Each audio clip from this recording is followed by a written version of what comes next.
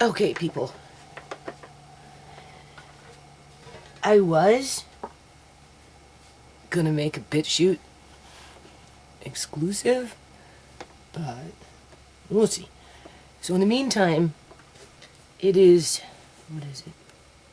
March 27th of 2023. Clearly you can see I've got brain fog.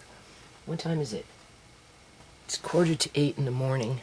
I've already been up for quite a few hours. As you can see, I finally got a bath.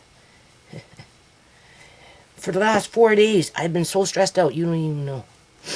When I do this video, I'll tell you about it.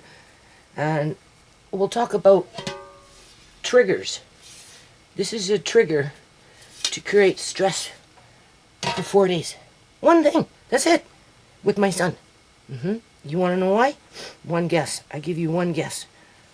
Because he threw it outside.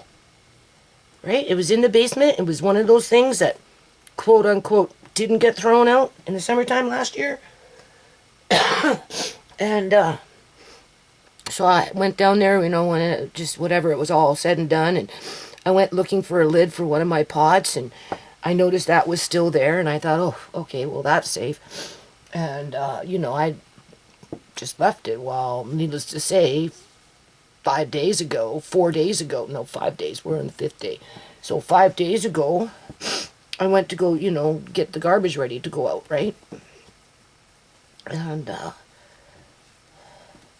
so I'm picking through that pile. And what do I find? My pizza pan. My pizza pan, people. Now, there's a story behind this pizza pan. And of course, it didn't look nice and shiny like I have it right now, right? Because I took an SOS pad to it. So anyway, I find a few other things. Needless to say, I'm choked. I'm like fuming by this time, right? I mean, it was bad enough he did what he did in the summertime, and he's still chucking shit out. And and I've said this before, people, he's going into areas where, quote unquote, he's not supposed to, because, you know, that's the cutoff zone. And he's still going in there and just randomly taking miscellaneous things that he thinks I wouldn't care about, or that he mainly thinks is unimportant. Well, maybe unimportant to him, but not to me. Now, the perfect example is, before he started getting into this craze, because I call it a craze. I mean, it didn't start until he got his girlfriend. Okay, and we'll talk about that in a minute too. And so anyway, before he got into this craze of just randomly grabbing mom's stuff and throwing it out wherever, okay, this was upstairs. I have other ones. He came upstairs, and we're talking a couple, oh, I don't know, 3-4 years ago, something like that. And he was poking around, and he noticed the pizza pans, right? Because he cooks for himself, eh? And I know he took more than one. But anyway, he asked me if he could use them. Honestly, I was reluctant to give it to him, because this was one of the things that I kind of wanted to keep upstairs, because I cared more about it than, say, the pots and pans downstairs. So if one got burnt or went missing downstairs, it didn't really bother me, whereas I didn't want to lose this. But, you know, I wasn't using it. He was cooking for himself. It wasn't no big deal. If I really needed it, I could go downstairs and get it. Okay. So I let him take one or two. One for sure. And it's been down there for all these years until his girlfriend basically showed up. Okay? And for whatever reason, when he did his sweep, his crazy sweep, and threw everything out in the garage, with half of it ending up out on the streets and the other half given away to other people, this managed to survive. And when I was down there looking for my pot lid, I noticed it was down there, and I thought, whew, at least he kept that. At least he had enough sense to keep that. Because this is unique. It has holes in it, people. Yes, it's aluminum, but you know, my grandmother lived to the age of 86 years old or something like that. And that's all she ever fried in was aluminum. Okay? So, you know, take it with a grain of salt, all in moderation. And it's well made, it's sturdy, it's held up its shape for years and years. Like, you can't find them like this anymore. This you can almost consider an antique. And considering how old it is, you know, little SLS pad, little elbow grease, it's coming out looking nice, and it's firm, and it's held its shape all these years. Look how nice and straight that is. Like, you can't ask for a better pizza pan. Anyway, so I let him use it back in those days, because I wouldn't say he respected my stuff, but he sure in the hell didn't start chucking it out. He didn't go behind my back and, you know, whether he's throwing it directly into the garbage can and I just don't see it, or whether he's throwing it into that pile just being spiteful for whatever reason. You know, there's a lot of variables in there. A lot of it has probably nothing to do with me, and just I'm that, you know, soundboard for that displaced anger. But anyway, besides that point, and it just sat down there. Well, we know I don't feel very well today, people. 4 days of ongoing stress, day after day after day, for 4 days straight. Kind of wore me out, but I have to can this bacon today. I have to. So I'm going to do this video. I don't care if I do it in bits and batches, upload more than one, you know, because they get long, right? But besides that point, you need to know what I've been doing and what I've been thinking and what I'm feeling, and, you know. So, okay. For the last several years, I haven't made no pizza, people, but I am making plans to make pizza. And not only pizza, but a whole lot of different other kind of breads, to which this, depending on the bread, would be very handy. Now, I've got a larger ones, and I have smaller ones, assuming that he didn't take all the small ones downstairs, and this is the only one that survived when he started chucking them out, because I haven't gotten into that pile yet. I still might find more yet. Or I've got them upstairs. Either or. I'm still annoyed with it, people. Okay. What was I saying? So it never bothered me. I knew where it was. And, you know, I've been busy all these years, right? Getting ready for, I don't know what, you know, to be that last house standing. You know, if the shit hits the fan and everything, you know, I'd like to think major earthquake that causes major destruction in the community and takes out the infrastructure, where, you know, versus a government imploding a society and communities. First they start with the households, then they implode the community, and then they implode the society, okay? Mine represents the imploding of the family, but if you take it to enough houses, from house to house to house, to implode the house, then it starts to affect the whole community, and then poverty takes root, right? And then with poverty, whatever, and then from there, if it is like that all the time, then the whole system, just as a society, begins to fall apart. Okay, so whatever. Stay focused. I'm jumping. It's because I don't feel very well, and I have to do this. Okay, I'm talking about a pizza pan. So we know for the last few years I've been like hardcore prepping. One, to keep up with the cost of living. Not in the immediate, because trust me, I've spent, oh God, tens of thousands of dollars on this since day one. I mean, if you want to take it back to 2011 and on, okay, with the last 4.5 years, really hardcore upping my game, okay?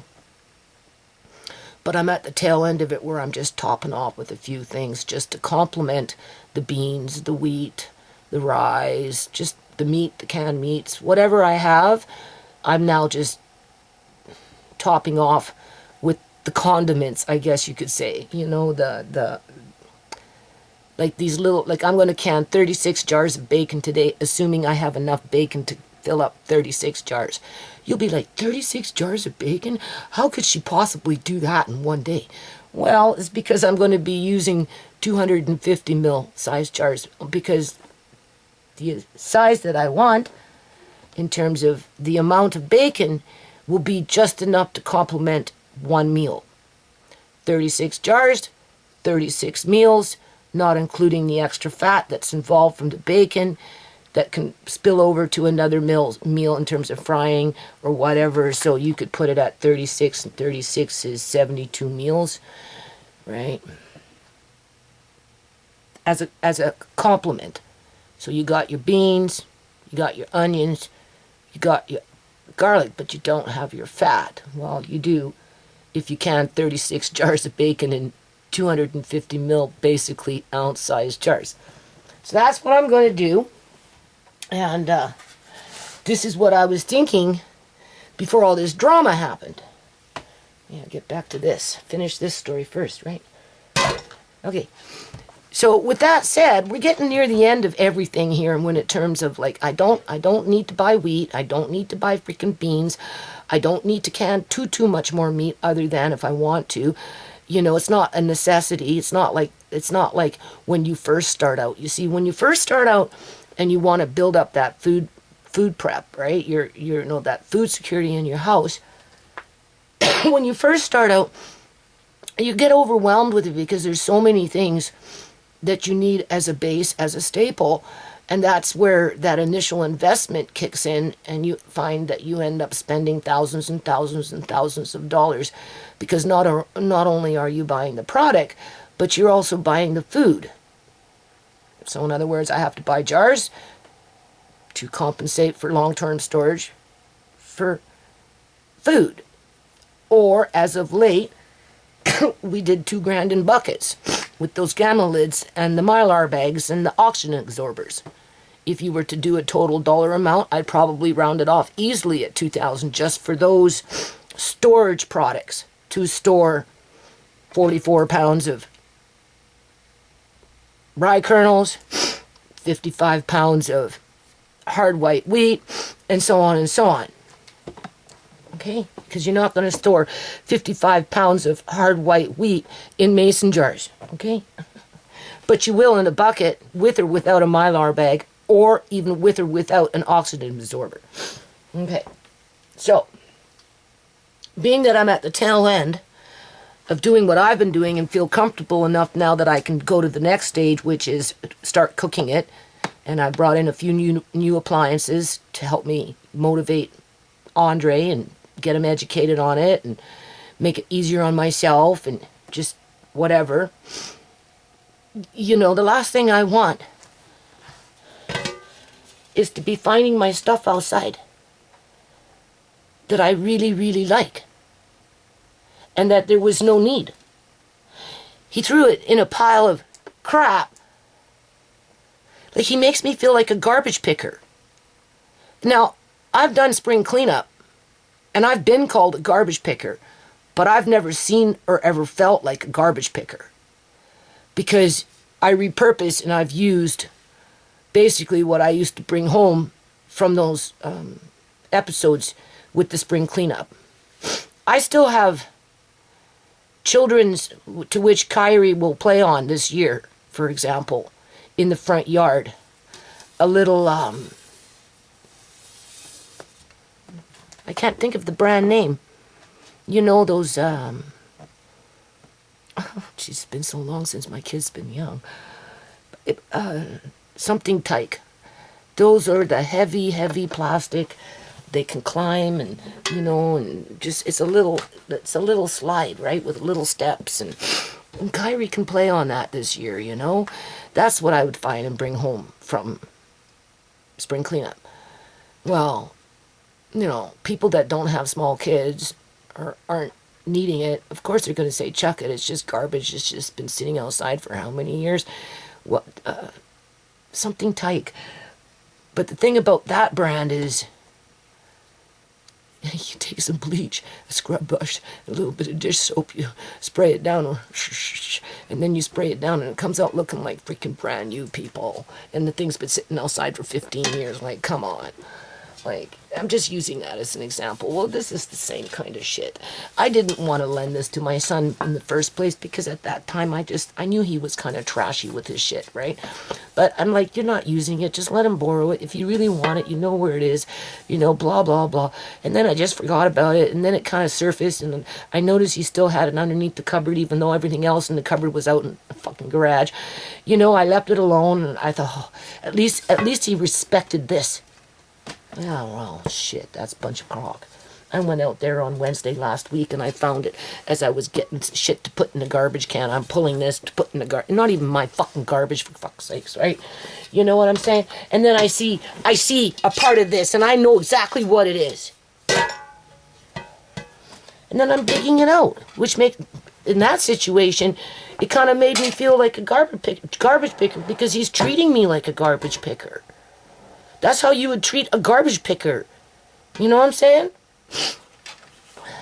One man's junk is another man's treasure. He doesn't see it like that. I don't know what the hell his problem is. So, of course, I got mad. And boy, oh boy, as I was going about filling up the fucking garbage cans, doing this all by myself, blind as a freaking bat, you know, I was just getting madder and madder and madder, right?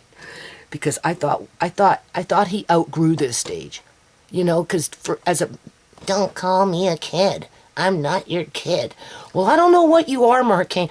I'm a human. Don't call me a man. Call me a human. Yeah, okay, whatever. I'm still your freaking mom, right? And you're still my fucking kid. So I don't know what part of that you don't understand. Besides that point, I thought he outgrew whatever he did over the summertime, and obviously he didn't. Because not only did I find this, but I found other things out there that should not have been out there. And that's not to mention what I haven't found. So I'm pulling, right? And I'm getting mad because it's enough I'm having to do the garbage by myself, fill it up, whatever. And I'm finding things that, first of all, I know for a fact weren't anywhere near his space. And why they were in that pile, I'll never know, other than maybe he has a bad attitude and he wants to take it out on mom, but then come up in my face and tell me he's going to look after me and keep me fucking safe when I'm blind. Like, fuck you. I ain't fucking living with you when I leave this house. I don't care. I'd rather die first. And I told him this when he got home. Because I blew a gasket. Like, how dare you? How dare you? It's enough that you did what you did in the freaking summertime. And you're still freaking doing it. And you're not stopping and starting with one thing. You're going and you're finding other things that you have no right to touch yet. Yet. I'm not dead yet. Last time I checked, this is still my house. You live in my house. I don't care what you think you're doing with setting your territory. At the end of the day, if I was to go in and do the shit that he does to his shit, then maybe he'd feel what I'm feeling. Because, again, you know, I let him use it out of the graciousness of my heart. Not because at that time I really didn't want to. Because I didn't want him ruining it, disrespecting it. And he already had kind of an issue with that, you know, where take things for granted. That's what it's called, taking things for granted, right? But I let him use it because I wasn't using it. And where do I find it after all these years? In a big pile of fucking garbage. As he knows it's important to me when I find it. And that's what makes me feel like he's treating me like a fucking garbage picker that he has no respect for. Right? And since you have no respect for me, why the fuck would I want to live with you? And you tell me how the hell I can trust you that anything that you feed me will be okay. Being that you're out to get me. Right? So that was the trigger to just take, because I was going to start canning this bacon, because I want it as a supplement when I start using this other stuff. And, but of course, when my son got home, you know, he drove up, he was with his girlfriend. I went off on him, you know. He brought up those old ugly feelings again, because, you know, he's done this enough time that, you know, if I could run away from him, I would, but I'm trapped in this house, people. I'm at the mercy of the people around me. right? I don't know if he does that just to remind me or what. I figure he's just got a lot of displaced anger, and I'm convenient and safe to take it out on. That's how I justify it. Doesn't make it right, but that's how I justify it, right? Because he's he's 30 or something now. No, he should freaking know better, but besides that point. So, okay. So I put my foot down. That's it. I'm not living with you. Fuck you. Blah, blah, blah. Right? Stay away from me. Storming around the yard, screaming at the top of my lungs. Neighbors looking. Nobody saying nothing. Now it's my turn to scream. Okay? I'm not the only one that screams. Other people scream around here too. I'll tell you a little bit about that crazy fight that happened across the street. Oh my God. I have never been so scared in all my life, right, people? Because in terms of this house, with my neighbors actually fighting and thinking that maybe guns would start being pulled out, just because we could hear the bats being pulled out and the bars being pulled out, and people start pulling out bats and start pulling out freaking metal bars, and they're beating each other with it. How long do you think it's going to take before they pull out a fucking gun? Okay, so that's a different story I'll tell you later. So let's stay focused on this other stuff, right? So, okay. But don't forget, I have to live with these people downstairs. I have to live with my son, and I have to live with Andre, right? I mean, Marina. I have to live with Marina and my son. And I don't want Andre to get caught up in the middle of adult conflicts, right? It's like two parents, mother, father. They have an argument. They want to separate from the relationship. They're not quite sure how, because they're bound to the relationship. Some have more responsibilities than others when children are involved. And, so Andre is kind of stuck in the middle between, Nana doesn't like Marcaine. He goes, Nana, do you like Marcaine? Even his girlfriend asked me, do you like Marcaine? I said, well, first of all, he's my son. I love my son, but no, I don't like my son. There's a big difference. Who would like somebody that throws out your shit? Nobody. So don't expect me to like him just because he has the title of a son. However, I gave birth to him. I raised him. I have memories of those good times with him. So that what keeps me connected to the love that I have for him. There's, So, they've been having Andre go down every day, 5 days a week. And they kind of bullied me into... I'm supposed to be combing my hair. They kind of bullied me into accepting their time schedule because they feel... Let me get a comb. Hold on a minute. Oh, yeah, I'm moving slow.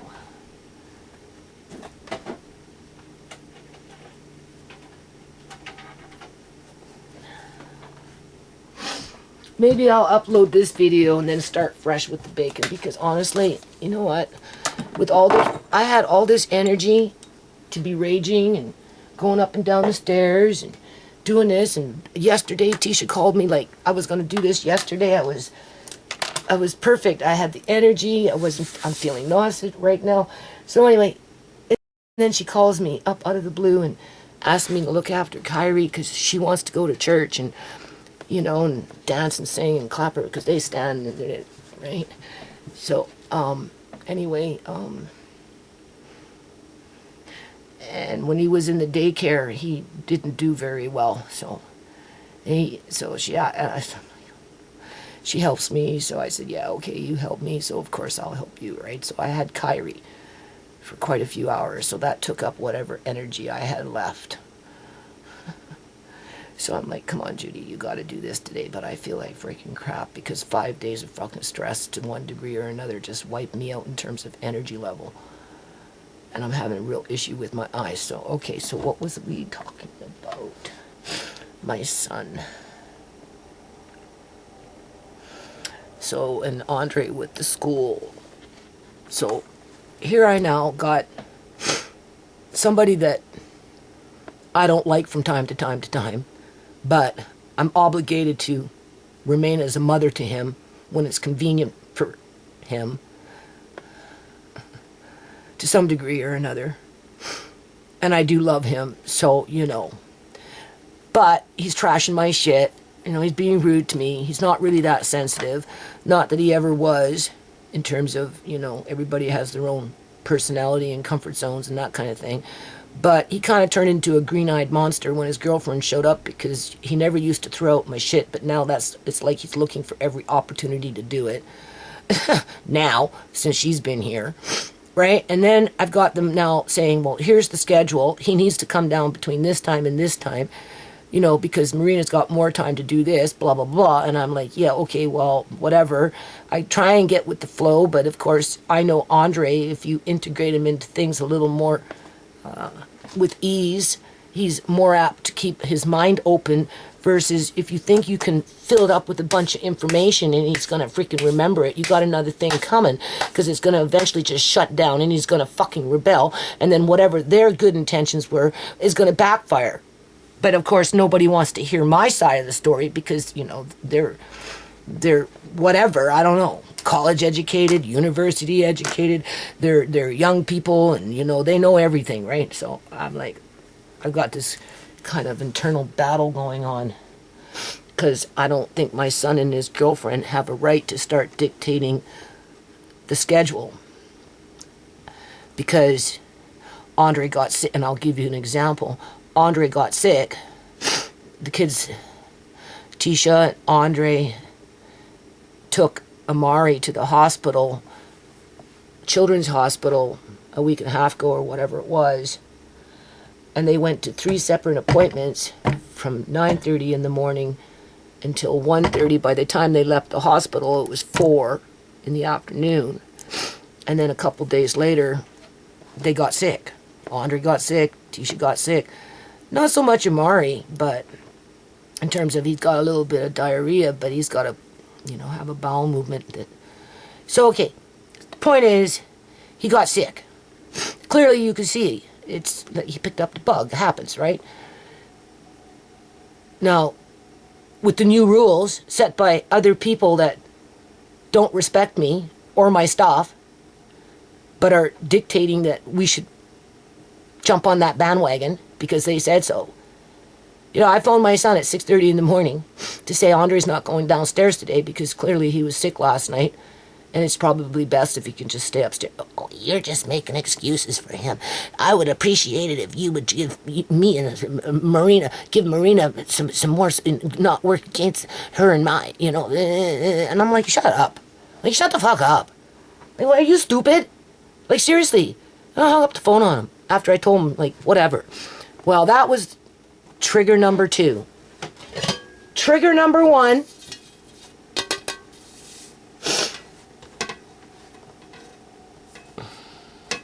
But I'm bound to send Andre down into a war zone. Right? Do you see? Because it's not like his girlfriend supports me here, people. She sides with Marcaine. It's her man. That's what she's going to do. I wouldn't expect it otherwise, right?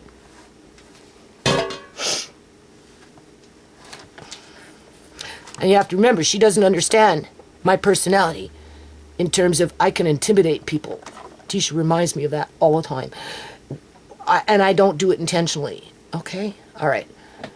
So, because we've already had conflict, it's not we're the best of buddies. Right.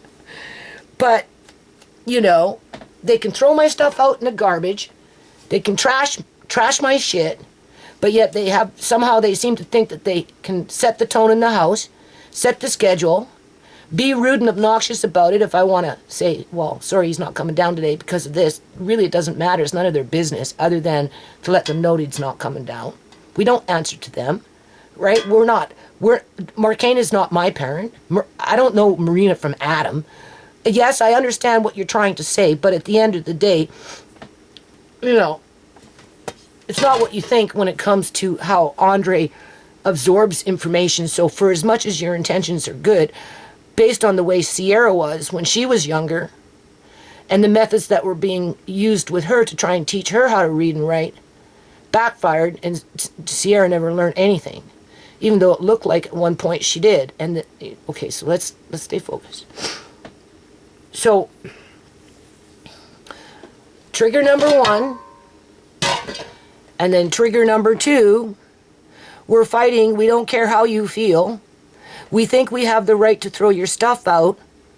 And we think we have the right to tell you what to do and when to do it and how to do it. And if you don't do it, we're going to cut you up. We're going to call you down. We're going to accuse you of shit. Right? Which can justify our own ignorant attitude and behavior. To keep that cycle going so that they're in control. And I don't know. So I'm like, well, this can't happen for too long because, you know, Andre, now we've had a very stressful house, so he's pretty good at dealing with the stress. But I don't like to keep him there. I don't like to make him feel insecure that even though I'm mad at his uncle and I say I don't want to live with him no more, blah, blah, blah, blah, blah, blah, doesn't mean that I don't love him and that I would interfere with his relationship with somebody that's important to him. However, I also explained to Andre that if Marina and Marcaine were the neighbors across the street that are complete arm's length to me, but Andre, for whatever reason, was going over there to visit his little friend or whatever, and that household was trying to manipulate Andre, set the tone where it's their rules and not my rules, to break him away from the family so that they could end up exploiting him at some point for ill intentions, because that's how they gang recruit, right? I told Andre, the way your uncle and his girlfriend are acting right now, if it was somebody else's house, I would not allow you to go. But because this is your uncle, who's not really your dad, but kind of acts like a dad, you know, there's a relationship that I have to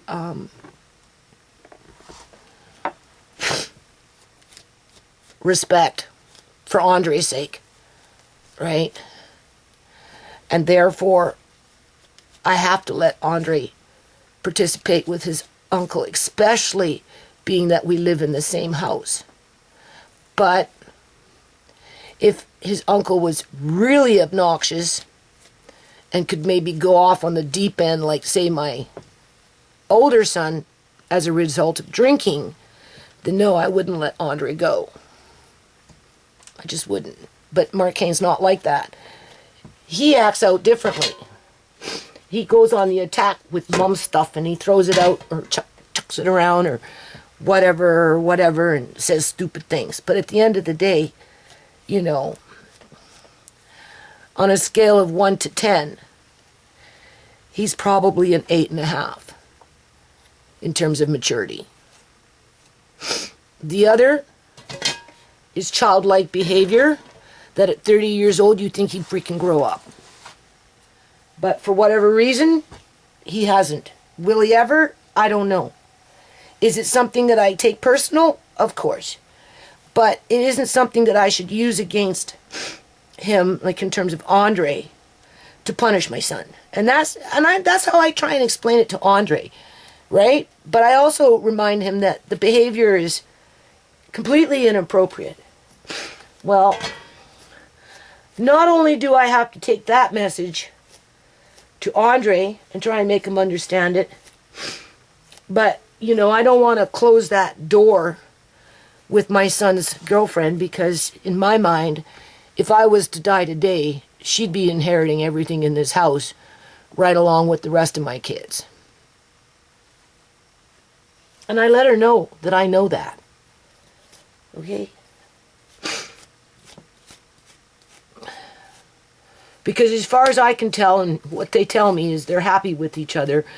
And, you know, so whether I die today or whether I die in 15 years from now, if that girl is still around, you know, Tisha will say, come help. My son, he will look around and maybe grab a few things, but he'll leave it up to the girls to do it mostly for him, right, in terms of what they keep and what they don't keep. Right, so it's not like you owe me something because you're going to inherit my stuff. It's more like you should think about how you moved in, right, and what I've been through. Understand that I don't come and poke around in your shit, that's for sure. And I would never go there and start grabbing stuff and throwing shit out, That's for sure. Unless, of course, I wanted to completely kick you out and call the cops and make sure you didn't come back in with your shit. Then, yeah, maybe I could see myself doing it then. But as it is, I wouldn't sneak around behind your back and fucking do it just because I got a point to prove. And that I don't appreciate it. But then at the end of the day, you know, I mean, ultimately, I told her, I said, you know, you can say something about this. And, you know, like, if you're completely unhappy in this house, to where this is the cycle that we're on and it will never change, then, you know, like, if you're that unhappy, maybe you should think about moving. Well, Mark Kane won't do that. I said, why? Because he said he won't leave you. He won't abandon you. So they hold that against me. My son holds that against me because when my landlords came here, threatened to kick me out with that big bin, I told Mark Kane, because he was going to move out, I told Mark Kane, look, I don't know what happened, but all of a sudden I'm being kicked out with threats of bins showing up at my fucking doorstep. You know, maybe you can just hold off with the moving out for a month or two until I can, like, fucking get my shit together and either get ready to have my stuff thrown in the bin or, I don't know, people. I was sitting here doing something and the next thing you know it, I'm being told that they're going to throw out my shit. Okay. As my son's saying, well, I'm moving out in a month. I'm like, well, so I had to ask him to just extend his moving out time.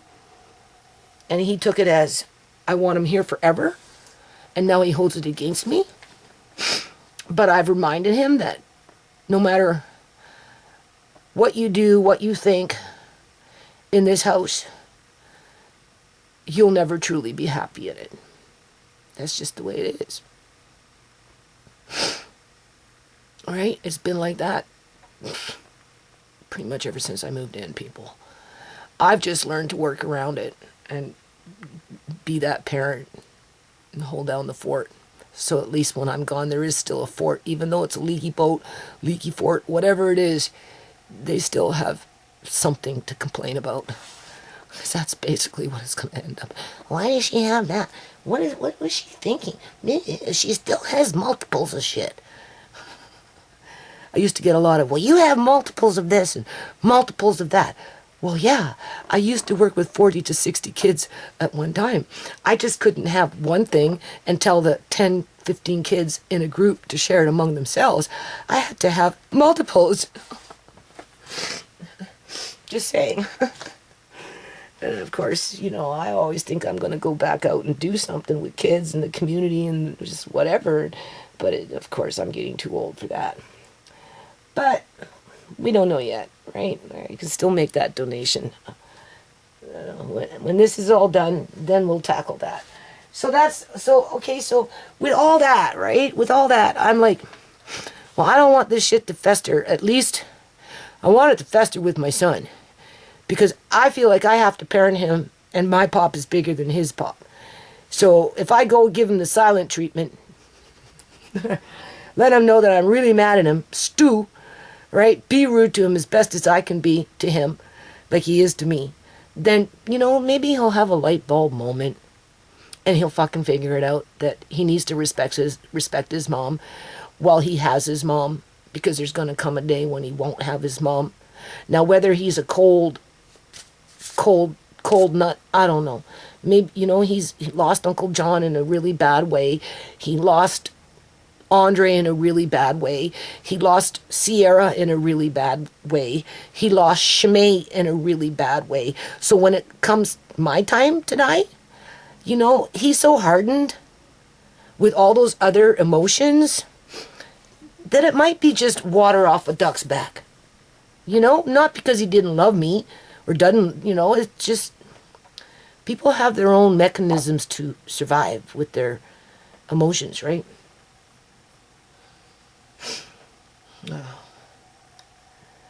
Anyway. So, okay. But I don't want to poke the bear with his girlfriend, because I do believe that both of them are genuinely serious in terms of trying to help Andre read.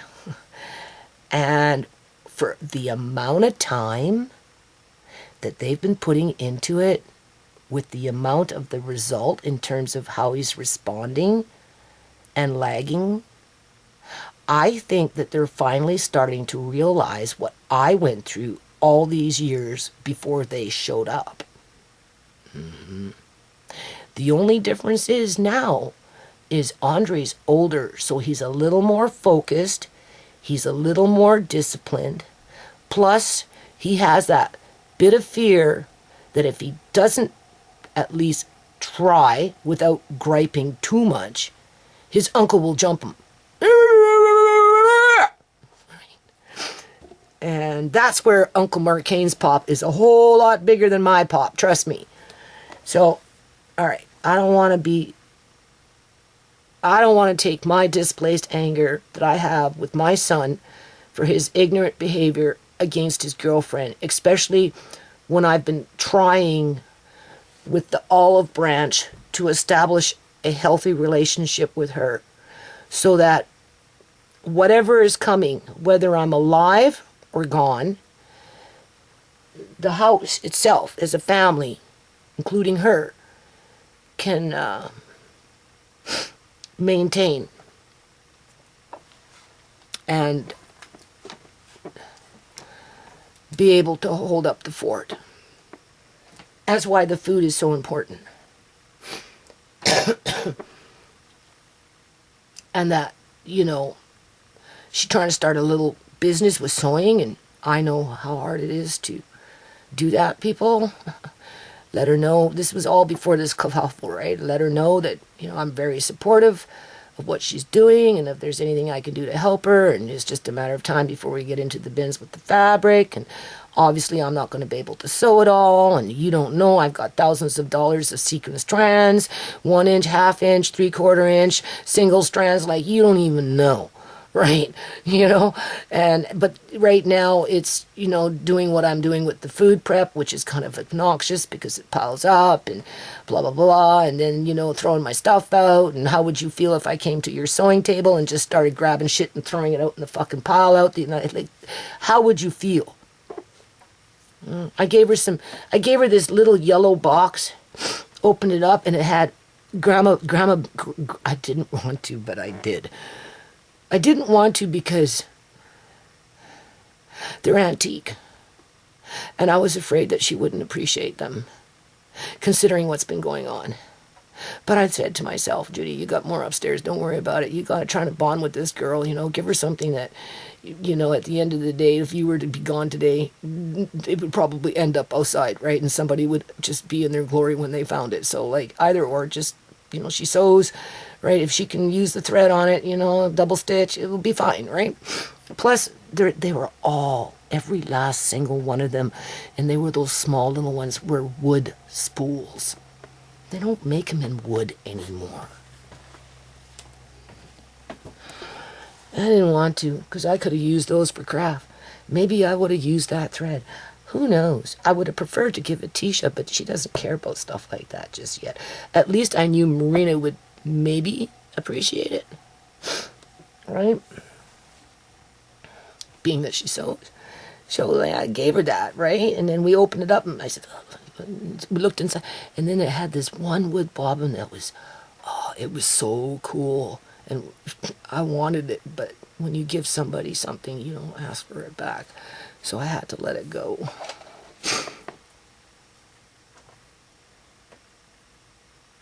So that's what I mean by an olive branch. I didn't give her the olive branch. I gave a box of wood bobbins from the 1930s. And a few pieces of fabric and just miscellaneous little things, you know, whatever. The point is I'm trying to let her know that I like her. Right? I mean, obviously my son has improved since you've been here, but there's other things where he hasn't improved, and I let her know that, you know, since you've been here, it's like a green-eyed monster when it comes to this kind of shit. Like, fuck. Being that you turned him into a green-eyed monster, the least you could do is fucking talk to him and tell him to stop it. Because as it is, she's not doing that right now. I kind of feel sometimes like she's egging it on. And if she's that unhappy, then yeah, they should consider moving out, because somebody would be more than happy to rent out what they have. So it's not like I have to worry about that outside of theft. But what difference does it make if a stranger moves in and starts stealing my shit when my son is going around being a trashy fucking thief because I told him?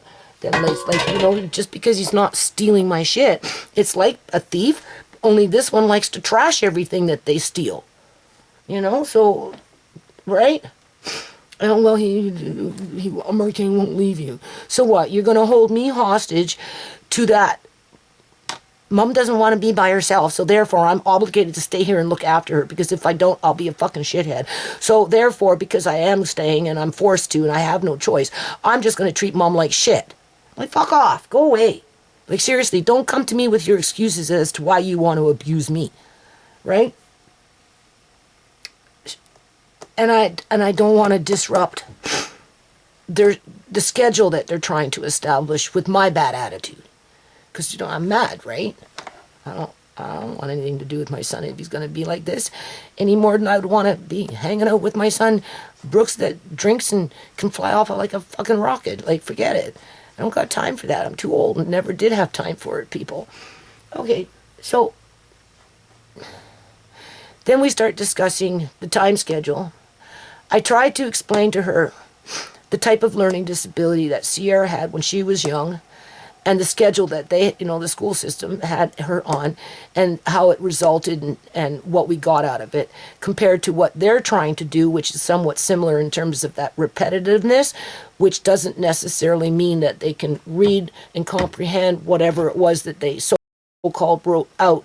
And even if they could, within the first week, come back in a month later and ask them to read it, and they won't know how. That's what we're dealing with here, because I've already been through it with Sierra, right? And I told her, you need to have some ease in with your schedule, and also don't expect for me to, you know, drop everything just because you decided that it was right for Andre to be on that schedule. Not because you're doing the right thing, but maybe because you're holding me hostage to fucking torturing me, thinking you can abuse my shit, be rude to me, sneak around, throw my shit in the fucking garbage, but make sure that I find it so that I get mad. And that's assuming that some of this stuff isn't actually going, quote unquote, into the garbage can. Like, what's like fucking stupid, man? And what do? Oh, okay. I bring extra food into the house. I'm going to show you. I'm going to end this video, okay? And I'm going to upload this one, and then we're going to start fresh. Because I haven't even gotten into this other stuff yet. See? Day number what? What are we on? Garbage was Wednesday. Got stressed out, like, big time on Wednesday, over a freaking pizza pan. Right? And then Thursday. Then Thursday, it was being accused of, well, you don't support us. Why are you working against us? You just don't make excuses for Andre to not come downstairs. And I'm like, oh.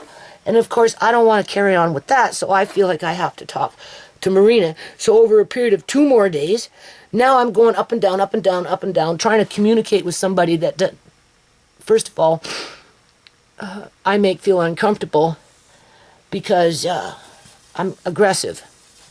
Whereas she's not like me, and she's not used to people like me. Well, yeah, I raised 5 fucking kids, did park events, all that other crap, right? I was molded to be who I am. Big difference.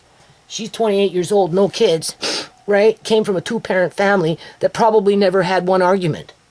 Where my kids were fighting and screaming, and you could hear us a block away. As they were growing up, right? So, you know, right? It always goes back to my pop is bigger than your pop. So, and I'm talking fast because I only have so much time, and I don't want to go in circles, so I'm trying to explain to her whatever, so that we have an understanding, regardless of whether Marcane's supportive or not, doesn't matter. His attitude towards me shouldn't interfere with my relationship with somebody that he brought into my house that clearly wants to be with him for a very long time. And being that she's taken it upon herself to help my grandson, at the end of the day, I'm the adult, you're the adult, and we need to communicate. And this is what I told her, and I spoke basically in the same freaking way I'm speaking right now. Okay, to which makes her heart flutter. Because she's not used to it. Because she told me, because I asked her, how do you feel it? Like, what are you thinking? Oh, well, I get these little mini heart attacks. I said, well, what do you think I feel when I go outside and find my shit out there? So it's a growing process, right? It's a growing process. But for 2 days, up and down, trying to communicate with somebody that lives in my house,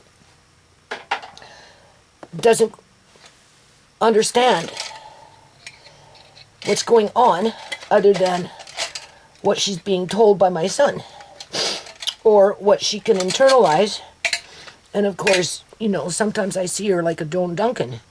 You move in, well, it's not even a Joan Duncan. Anytime you move another woman into your house, you're going to get problems.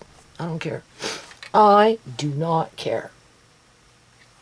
I've had female roommates rented out rooms to other women, and I can't think of one where I didn't have a problem.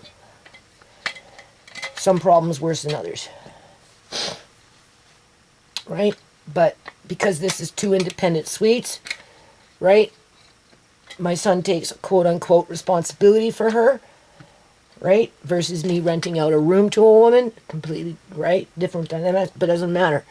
It doesn't matter. You move another woman into your house, and you get all kinds of shit going on in there. Chances are they'll be jealous of you in one way or another, not because they intentionally mean to be jealous, unless, of course, it's within their character to be that way, but just because it's a human thing, right? I mean, why would you not be jealous of somebody that has a whole house full of freaking shit when you just basically get a room, in terms of as if I had a woman move in and rent out a room. It won't be long before she's jealous that everything in this house belongs to me and all she has is what's in her room. And that's when you go in there a year later, 6 months later, and you start finding your shit in there, in her room, that she stole from you without you realizing it. I'm just giving you an example. And if you have a husband or a boyfriend, chances are, we know how that works. I'm not saying every woman will sleep with your man, but a lot of them do. I don't know why women do that, but they do. Well, you know, with Marina, her, you know, she doesn't, the relationship is not with me, quote unquote, right? It's with my son, but because they live in the house, and we're still under that, I don't want to say child-parent rule, but basically, right, with my son wanting to be completely independent, but feeling obligated to look after his mom, you know, she's coming into dynamics that have nothing to do with her, and I try and explain this to her, right, that, you know, whereas I don't have an understanding with Marcaine through effort with her, whether we both get through that, we agree to disagree, debate, conversation, whatever, art, whatever,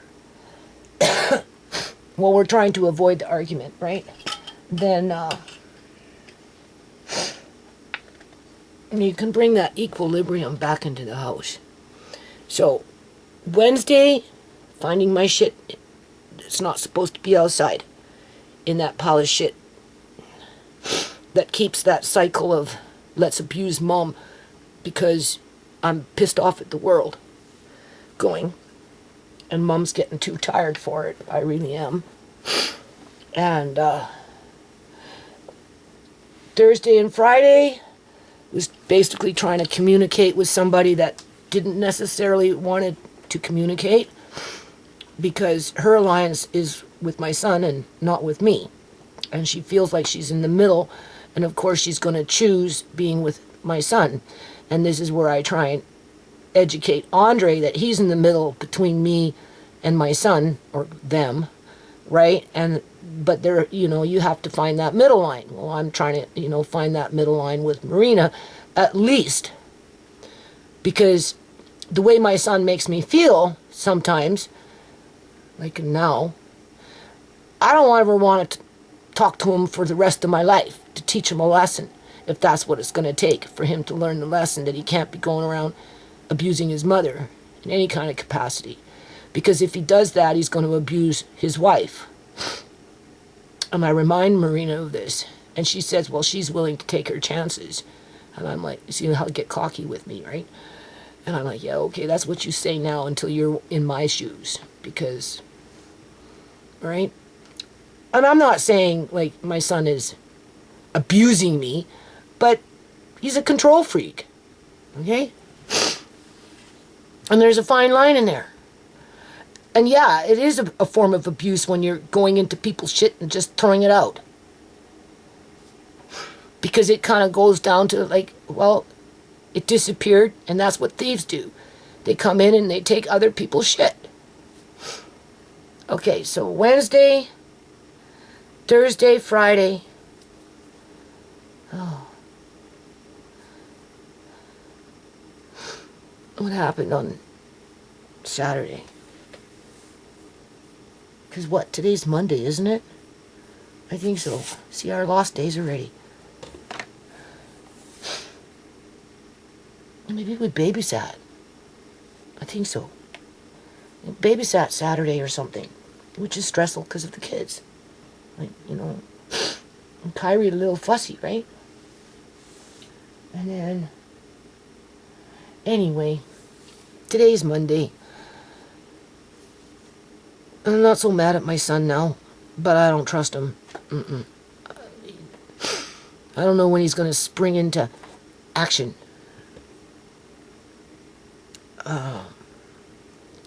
He doesn't understand how it hurts my feelings. And, you know, he expects me to settle for his values. Just chuck it out. As he cuts me up that my values are not important to him. And that I can't force my values onto him. But he forces his values, or lack thereof, onto me. And then he holds me emotionally hostage to those whatever antics that are going on by saying, well, you asked me not to leave you.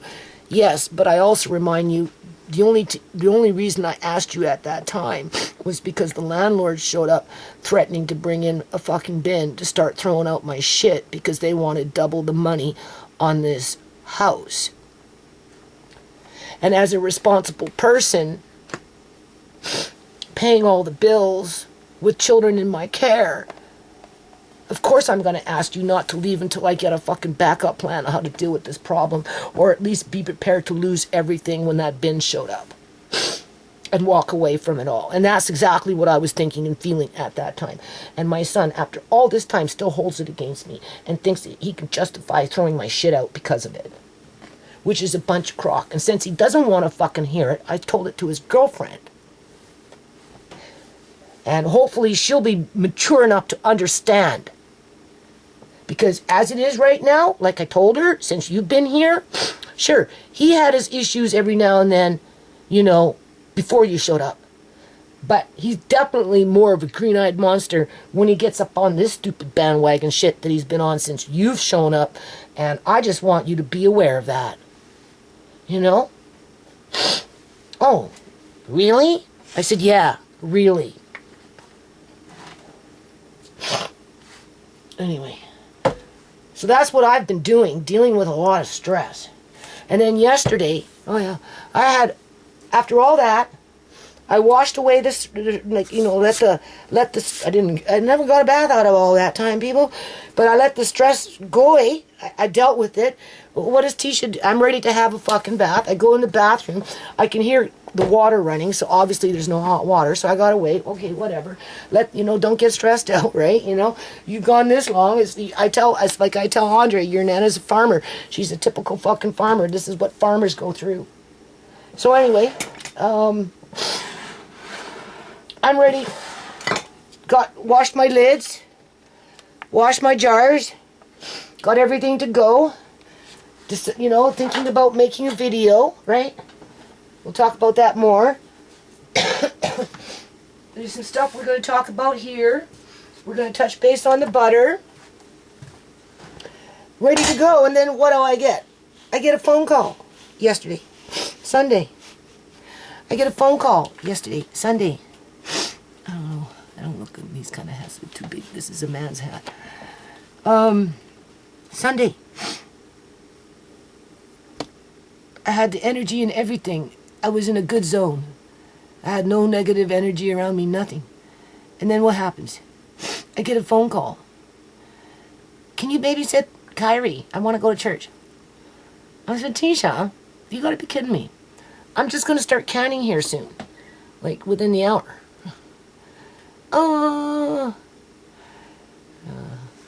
Of course I said yes, because she helps me, right? She took Amari to the hospital for crying out loud.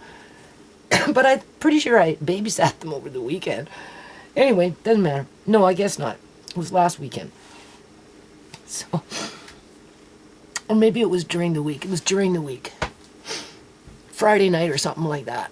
I don't know. Yeah, maybe. I don't know.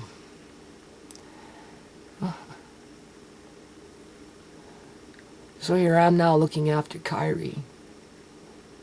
But as Tisha comes up with the baby to drop him off, I go outside to get him, and my neighbors over there, you could clearly hear they were beating each other up. Holy shit. I grabbed the baby. I said, Tisha, get the fuck out of here. Like, you can hear the clang of the stick. You can hear the clang of the freaking pipes.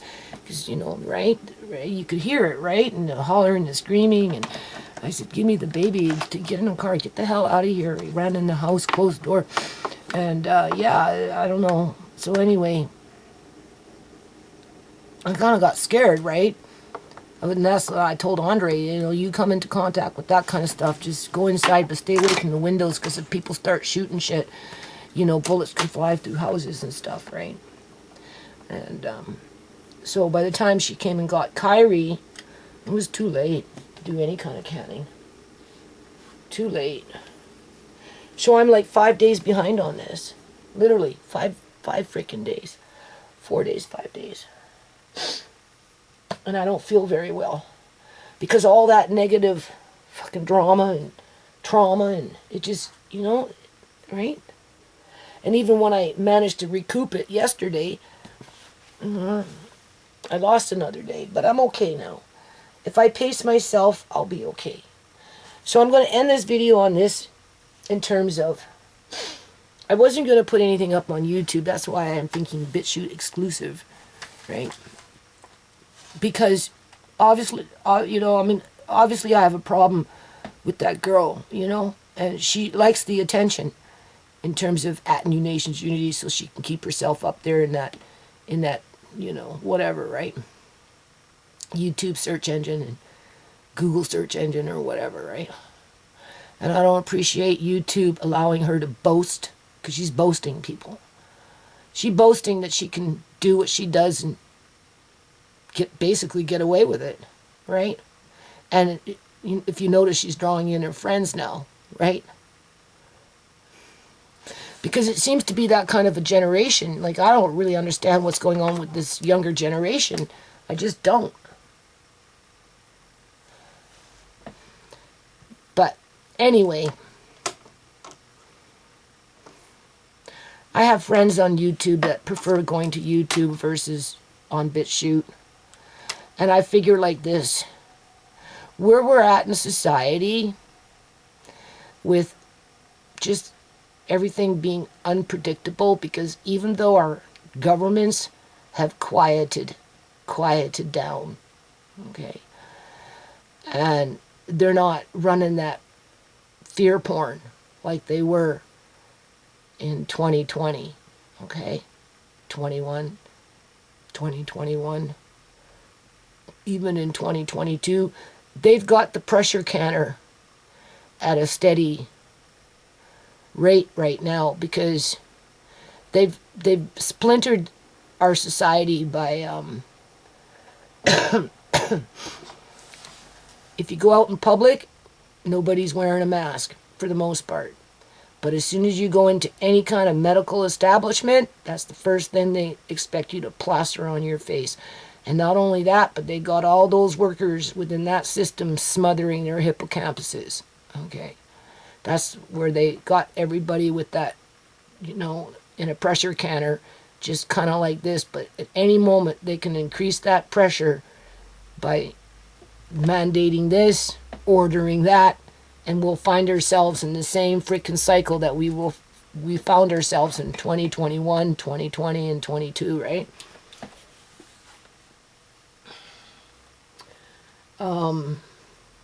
So with that, just doing what you can in a day to, I don't want to say uplift, because I'm definitely not uplifting anybody when I do these videos, but I'd like to think by encouraging other people to can bacon, as to however which way they choose to can it, because of what's going on in the world and the economy, and how families are under attack, how communities are under attack, and how the country, depending on the country, is under attack. That all has a trickle effect that intertwines. So that's why I decided to just carry on with these food prepping videos, because I'm at a stage now where I'm going to be doing a few things that, first of all, I would never have done in the past. But I've been canning so many years, and I've done so much that there's only one thing that there's only so many things that I would really want that I already don't have. In other words, I have a lot, so I'm not sweating it. But there's a few things in there that I want that when I finally do close that door, in terms of there's not much more I want to put in there, as if I could put anything in there more. You know, I'm good, right? I feel really satisfied. Job well done.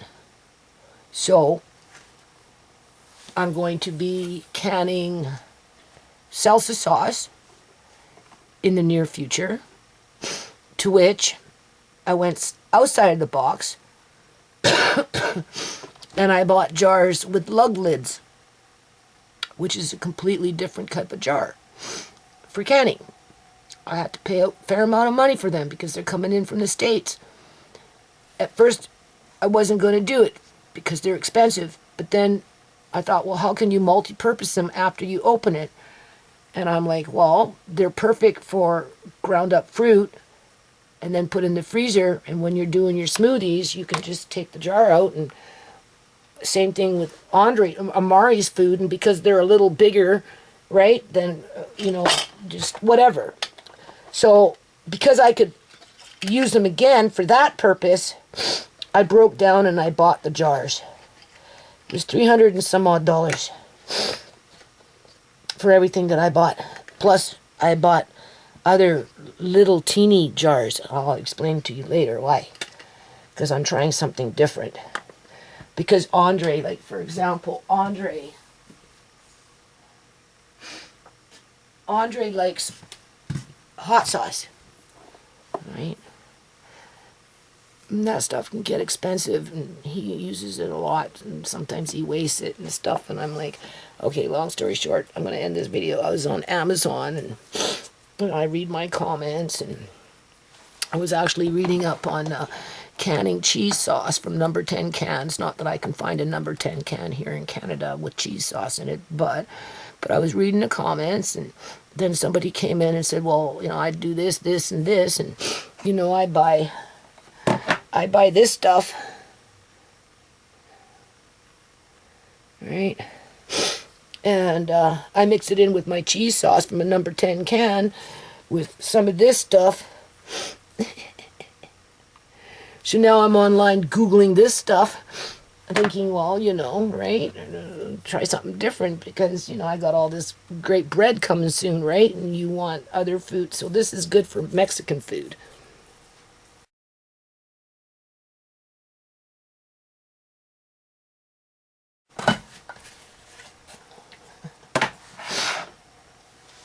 And, I'm ready to take a nap, man. You don't even know. Maybe I will, I don't know. Well, not a nap, but like just rest. No, I don't have time to rest.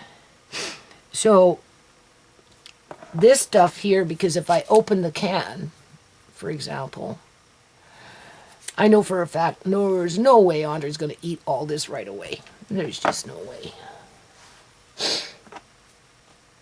So I have to recan it. So I had that in mind. Because I'm trying to cut back on... I have hot sauce in bottles, but if I can find another way where we can put a pinch of this versus a splash of that, that might be more economical long term in terms of using it and having a fair amount in your pantry. I don't know. I'm just experimenting here. So I figure I have to recan this. Now, when I ordered this was off of Amazon, and I did get some jars, cans, that were dented. So we'll start with those. I did give my son 5 of these already because we're talking again. It doesn't, I can't stay mad forever, right? But it doesn't take much to... Okay.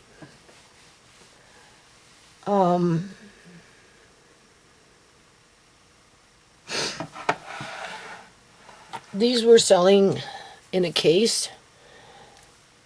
I mean, obviously when I open it, I'll know more.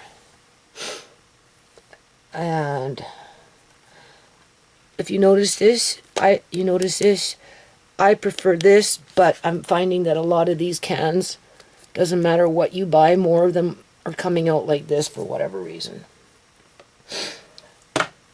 The thing about tomatoes, anytime you got tomatoes in a can, the acid eats through the can. It's just a matter of time. Sooner or later, it does. It could take years and years and years and years and years for it to happen, but sooner or later, it does. If you can in a jar, and you've got these kind of lids, as long as you take off the rim, this is just for the hippocampus to store in long-term memory. If you haven't heard this before, right? Because I've mentioned this before. When you can tomatoes in a jar, you always take off, well, anything really, take off the rim after it's been sealed, right? Wash your jar and you store it like that. Otherwise, you put the rim on, moisture gets in there through condensation, whatever, and once that happens, it starts eating through the metal, and the rust will eat through the jar, which will contaminate the food. However,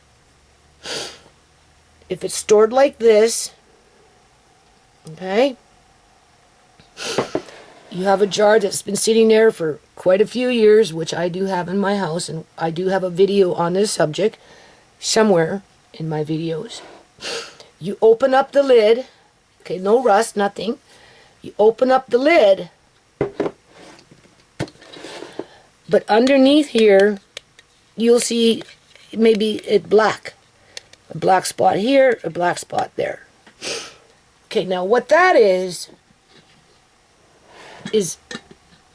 over a period of time, the oxidization, I don't know, I guess it accumulates at the top of the lid. Okay? And as long as the lid is not punctured and the inside of the lid has no rust, but you have black here, you can scrape it and it will move. Right? It's right? But everything else is fine. Your food is fine. That's only related to oxidization within the jar if it's sitting there for a long period of time. Right? I've had it happen to beans, and I've had it happen to tomatoes.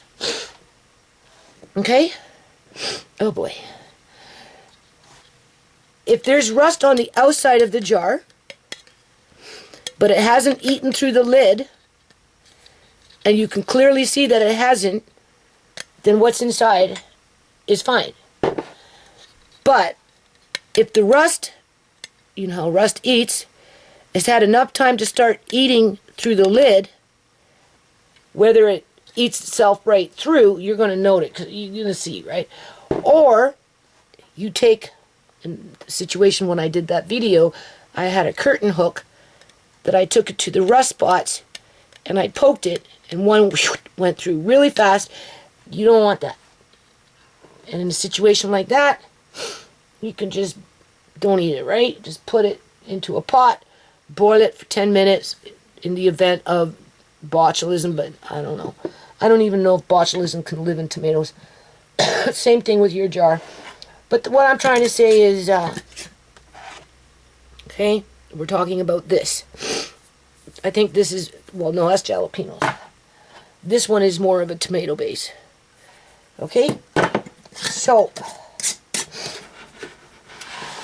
because I'm just making things to compensate for the bread that's going to be made, and the noodles, and whatever, and I'm trying to do it as cheaply as I can. These jars came in, I've got cans. I got two different kinds. I have original, and I have more hot and spicy. 2 cases of one that was cheaper, and then 1 case of one. Those two, 1 case over there was $13 a case. I bought 2 cases of the same product, but one original, one a little more spicy. And then this case was, I guess, this, I can't read right now, right, people? We'll just say was the spicy, and it was something like $28. So I only got one. And I got it more for the flavoring with in mind to probably recan it, knowing that if I put this into long-term storage in a can for any length of time, you know, there's the potential for it to eat through the can. And so, I don't know. That's what I'm going to be doing, is recanning some of this stuff. Now,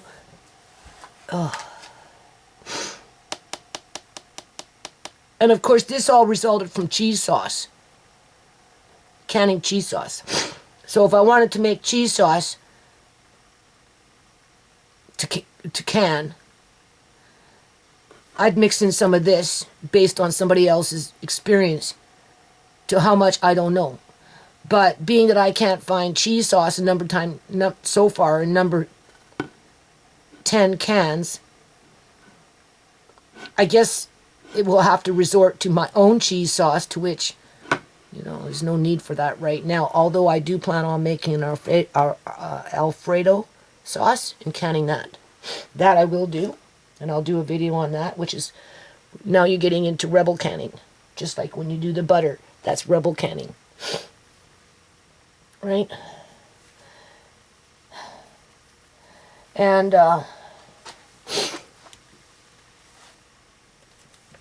I wanted to break these up into smaller portions, so I got 1.5 ounce jars with lug lids.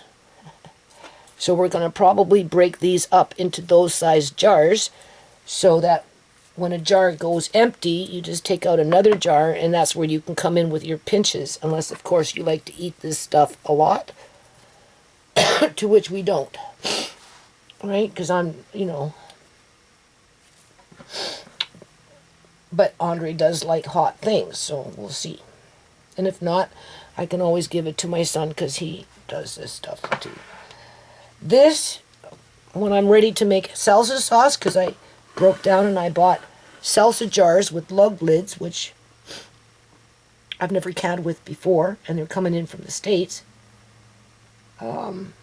That's when I'll start opening up these, some of them, anyway, making my own salsa, tomatoes, whatever, and then opening up a whole bunch of these, putting them in there, depending on what this tastes like, we'll see, and then from there taking them to my jars with the lug lids, and then any spillover, I'll take them to pint-sized jars, mason, with these types of lids. But I'm trying to avoid these types of lids with the tomato, and that's why I'm going with the jars with the lug lids, because they have a film underneath which gives that little extra added protection from the erosion of the actual lid itself going through. Or maybe it will help to prevent with that oxidization that accumulates on the top, because sometimes when you can things, you know, shit can sit for quite a few years, right? And if you're unexperienced with canning, like say Marina, for example, or even my son, you know, I do all this, go through all this, and, you know, they say, oh, it says salsa sauce. It's in a mason jar with this kind of lid. Clearly there's no rust on the outside, but as soon as they open it up, they see that there's that black underneath. They think it's no good. No, you see, that's where the myth is, right? That's just oxidization. So they would be perfect. They would be throwing out perfectly good food. Okay? I'm just wondering if these other jars with lug lids would prevent that from happening. I don't know. You'd have to see how long it would take for the top of the jar to oxidize, I guess. Right? We're talking years. Sometimes when you can something, it sits for years, right? And that's where that oxidization starts to accumulate, but it doesn't necessarily mean that your food is contaminated. It doesn't mean that, because if it was, you'd more than likely see it. And, you know, if it's a low-acid food, you'd have to cook it up anyway, right? I'm just saying. Now, since we're on this subject of everything here, I do want to mention this.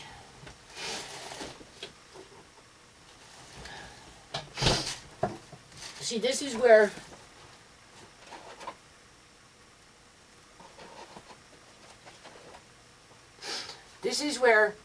yeah. This is where I like to think these videos, because they're so on the fly and random and, you know, just whatever, you know, help people, right? For the ones that want to just get information, new information when it comes to this kind of stuff, right? Or reconfirm what they already know. Sometimes you know something, but you're still on the fence with it because it's not, you know, whatever, right? But you hear it from other people and you read it, and it confirms what you already know. You just needed that confirmation. Well, this is kind of what I'm doing here. Okay, I want you to hear this. Now, I already have one case. Bought that butter from Save On Foods. Okay? This butter, let me go blow my nose. Hold on a minute. I was from hot to cold, cold to hot. Okay. Dusty too. I'm dusting now. Oh, God. Try dusting blind. Okay. So the first batch is downstairs already. Right? I was impressed with that. So I said I was going to do it again, and I did. I canned another 12 or 13 more, 12 and a half more jars. So another case is being put away. What I noticed about this one, different company, different butter, perhaps, creates different results. Now, the first time I did this with the other butter, when the house, you know, like a house, you're upstairs, right? Kind of, you know, fluctuating, right? In terms of temperature. And with it being colder outside and Amari always throwing off his blankets, I tend to have to keep the heat up a little higher. And then, of course, my son's downstairs burning the fireplace, so that, you know, sometimes smoke comes in through the, you know, the brick wall there, and or up through the vent, or, you know, there's more heat, and or whatever. When the air is warmer,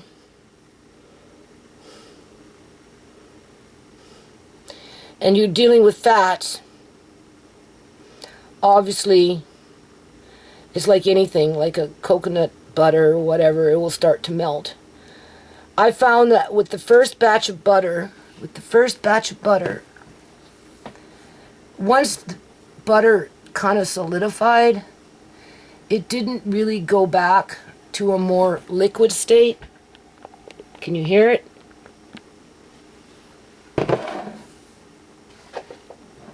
Even though the heat temperature in the house went up. Or at least that's what I thought I noticed. Whereas this batch, I don't know, I turned down the heat and it's still this. However, put it in the fridge, it's solid as a rock. The reason I'm showing you this is, as I read through these comments, people don't know. I'm letting you know that if you decide to can butter, and for whatever reason, it's, you know, in a kitchen where the temperatures are fluctuating, or maybe you kept it a little cooler, but for whatever reason, it's not solidifying. You know, if you're inexperienced, you don't know. You're like, what did I do wrong? Why is it's supposed to be butter? It's supposed to harden up. Why is it not hardening up? Maybe it's no good. So people throw it away. When it's perfectly fine because it's sealed. Or sometimes you can, in 75 minutes, you get little brown spots in it. That's only because of the caramelization of the butter itself. But if you look at this after being in a pressure canner for 75 minutes, if you ask me, it looks pretty good. Right? So even if I did get a few little specks in there, I wouldn't worry about it. Because it's probably coming from the type of butter. Okay? Because the first batch that I did, after it solidified in the air, I didn't have this problem where I've got it with this batch. But because I read the comments and somebody was like, oh, no matter how many times I shook it, it never solidified, oh, and I chucked it all out. I'm like, well, hold on a minute. Just put it in the fridge and see what happens. And sure enough, and we already know it's going to be someplace where it's cool, so eventually it's going to harden up. It's the fact that it just hasn't gotten into the cool place yet. Okay? So if you do butter and you're having that issue, and you read the comment, somebody threw theirs away, I'm telling you, you don't have to. Okay? It doesn't matter. It doesn't matter, honestly, if it's in a cold state, it doesn't move, or if it's in this state or doesn't or does move, shakes up, because what's inside has already been preserved. Okay? And I've already stated that before I would go off and just take a spoon or a knife, scoop it out and rub it on my bread, I would first try scooping out how much I want for a butter dish, heating it up. I don't know. Butter can burn fast. It can caramelize fast. So on a very low heat for maybe, I don't know, it's, you know, it's fickle, right? But I'd use it more for cooking cakes. Before I'd put it on potatoes and stuff, I'd put it in a pot, bring it up, cook it, stir it around, then pour it on my potatoes. I'd still stay with that golden rule, so that's why I don't have an issue canning this stuff. But eating straight from the jar, I wouldn't do that, but then I don't do that with any low acid food. I don't recommend it, period. So, okay. So, if you have this problem, don't get discouraged. As soon as you put it in a colder place, it's going to do what it needs to do. Okay? Perhaps different brands create different results. Probably does. Because I heard a farmer say that butter isn't necessarily what we always think it says, what it is. Because even though it says nothing but milk on the back, you know, in terms of making the butter, there's other things in there that they don't put in and tell you about. Okay? And,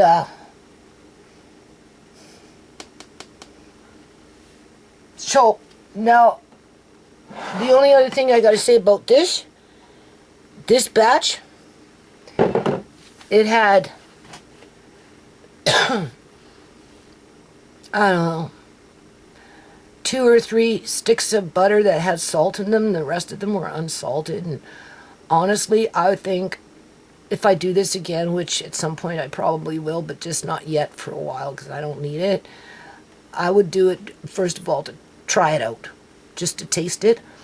I think the next batch I do for taste would be, but it's unnecessary. See, that's the thing though, it's unnecessary because you can add salt into it after you start cooking with it. So, you know, there's no rationale around it outside of, but yeah, I'd like to see how it would can with a little bit more salt. I'd just like to see what would happen and what it would taste like after you took it out and melted it. Because as it is right now, I find it kind of bland, although the grease from the actual product itself is what lets you know that it's butter, if that makes sense. Right? Yeah. So with now me doing this,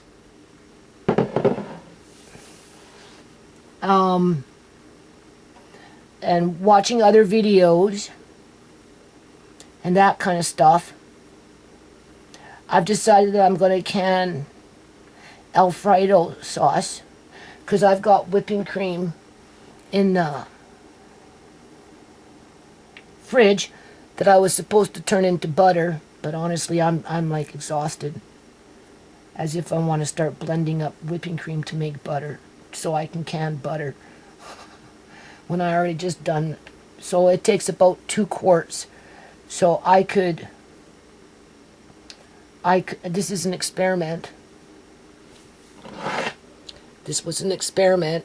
I'm satisfied with the result.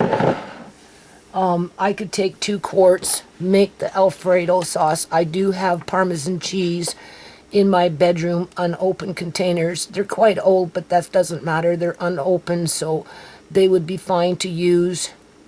I would probably get some fresh sour cream, and then I will make this Alfredo sauce, and I will can it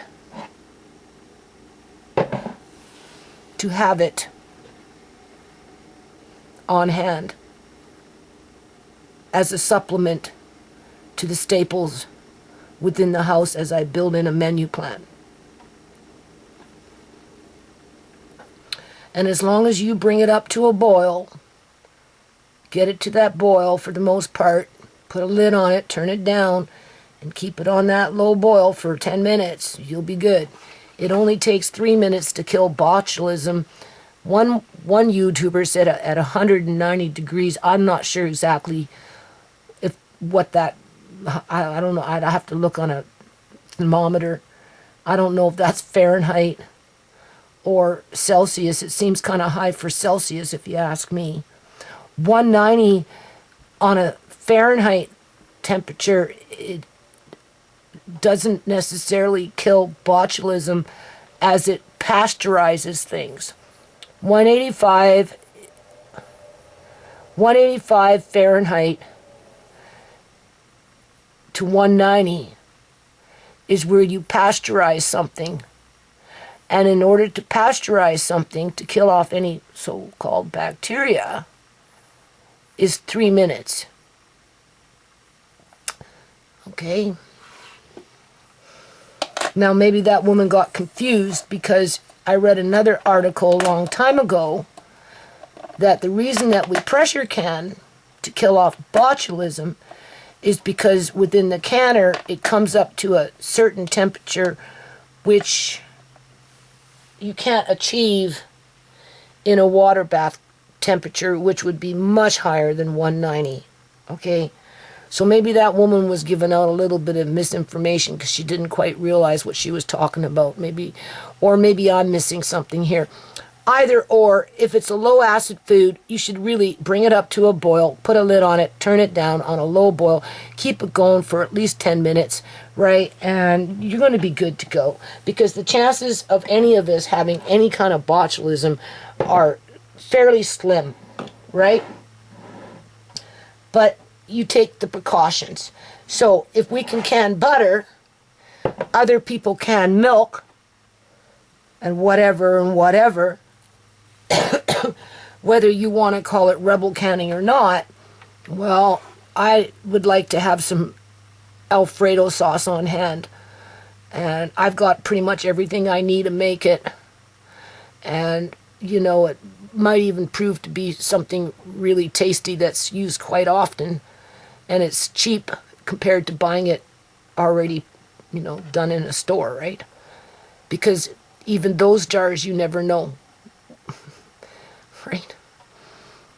Apparently, people get more food poisoning from commercial products or from restaurants than they do from home canning statistically. Okay. So I'm probably going to make Alfredo sauce.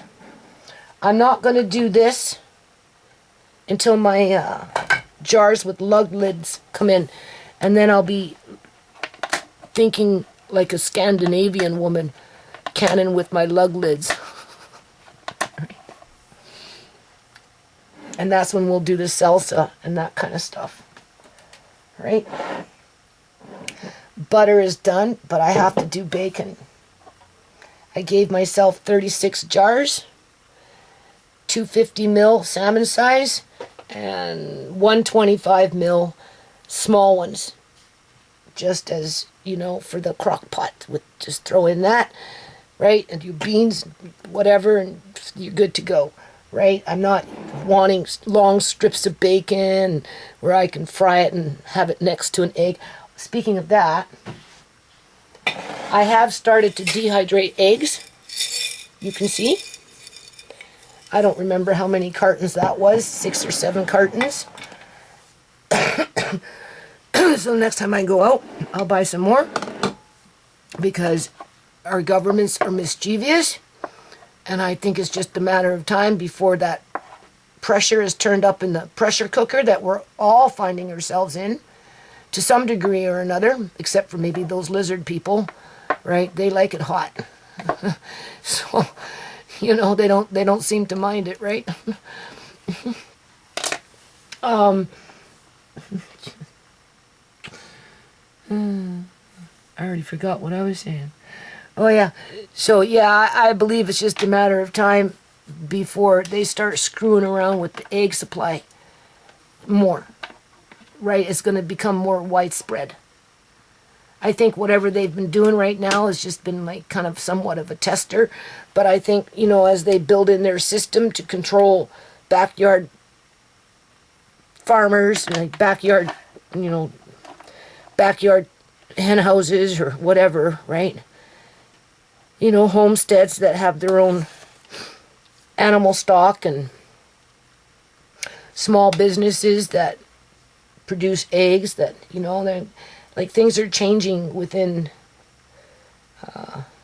the rules and the regulations and codes and this and that, all for control, and then come in and start culling large flocks of birds, you know. I don't want to get caught without access to at least some kind of egg. So I will continue to do this for a while. Now I have other stuff that I bought a few years, 2 years or whatever back, and they're in independent jars, but I did read that dehydrated egg can sit in a jar for 5 years or more. So those are untouched. Now whether I use them or not because they're good remains to be seen. I just wanted something fresh on hand in case those ones aren't. Right? So I'm going to continue to do this. And I'm also going to be dehydrating cheese. I haven't figured out whether I want to make cheese sauce. Whether I combine some of this stuff in or whatever as I do that and then can it like other. Okay. The camera. I don't think there's very much hard drive on this thing. It's like one of those little cards or something, I think. Anyway, it seems to fill up fast.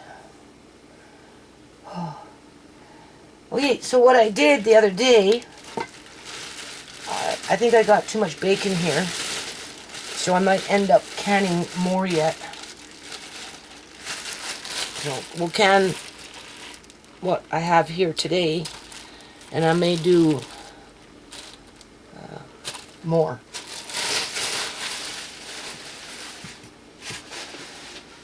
Okay. And I think I still have bacon somewhere in a freezer somewhere, but I'll end up still buying bacon. Just like I got 2 cases of butter canned, but next time I go out, I'll buy a whole bunch of butter, but that butter I'll freeze.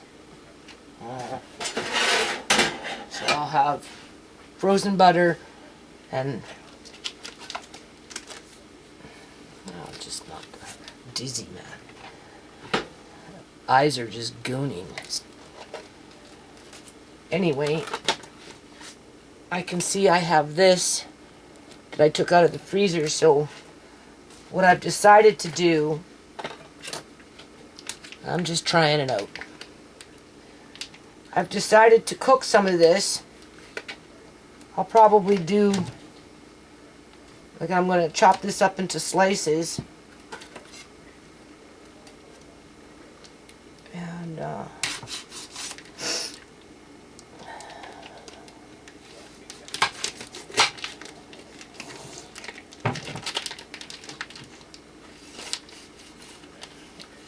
I want to cry.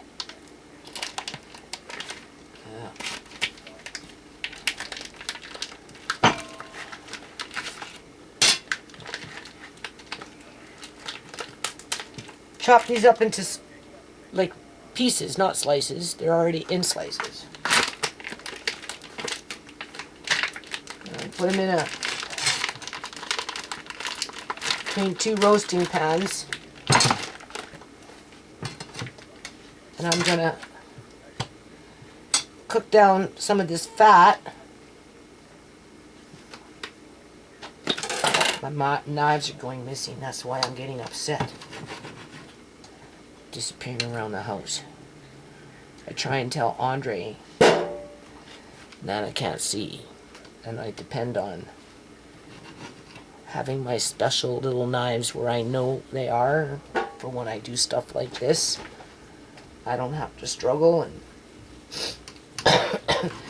he comes along and does whatever he does, and do you think I can find? No. And of course he didn't do it because it just walked off by itself. Whatever. Anyway. This was working.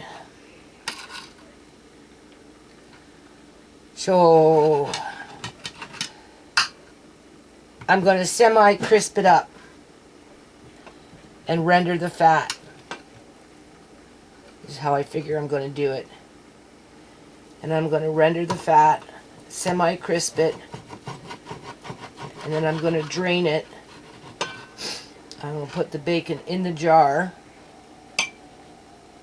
distribute it between the jars, and then I'm going to use the fat that's melted, and then I'm just going to pour it into the jar. I know, kind of defeating the purpose. Why not just put... I will attempt to try that. Now, apparently, it doesn't really matter how you do it. Some people wrap it up in parchment paper, and, you know, they fold up the parchment paper after they lay out their strips. And again, going through those comments, there's people that has done it both ways and didn't find a difference, because ultimately the bacon, after it's been canned and you reheat it, it kind of crumbles. And then of course you have the grease, right? Which is different than quote unquote lard, because bacon fat has its own flavor, right? Either or, the bacon itself tends to crumble. But for what I'm going to be using it for, in terms of those little crock pots or whatever, just whatever, because I'm only doing it at this point in a half a pint jar, salmon jars, as well as this one.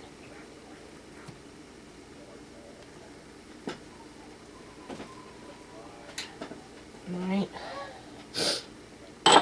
These are a quarter pint. Now this bacon here that I'm cutting up was frozen and it's unthawed. So I'm just gonna fill up 2 trays to start. Ideally, I'd like to get the 36 jars into the canner. I should be able to do that at this size. And even though they're 250 mils, I'm still going to can them at 75 minutes because it's meat. Right? There's meat in here and fat. So I'm still going to do that. If they were a pint size, you'd have to do that. Ugh, this is where it starts to get whatever. Whatever.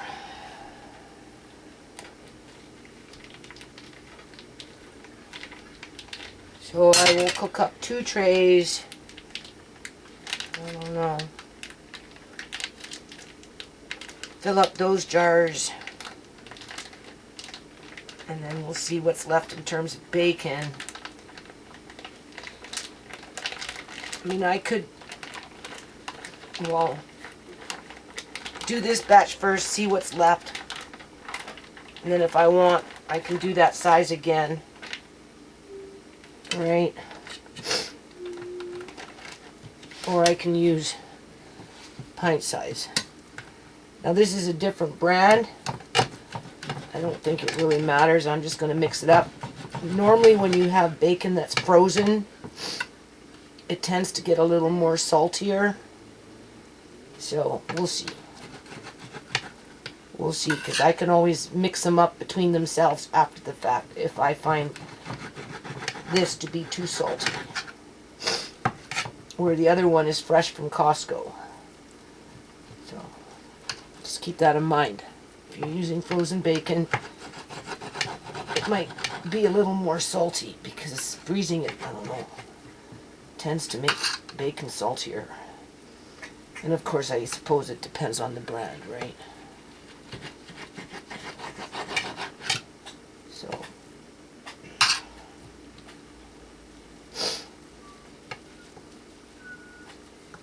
my son opened up a jar of those sausages that I did.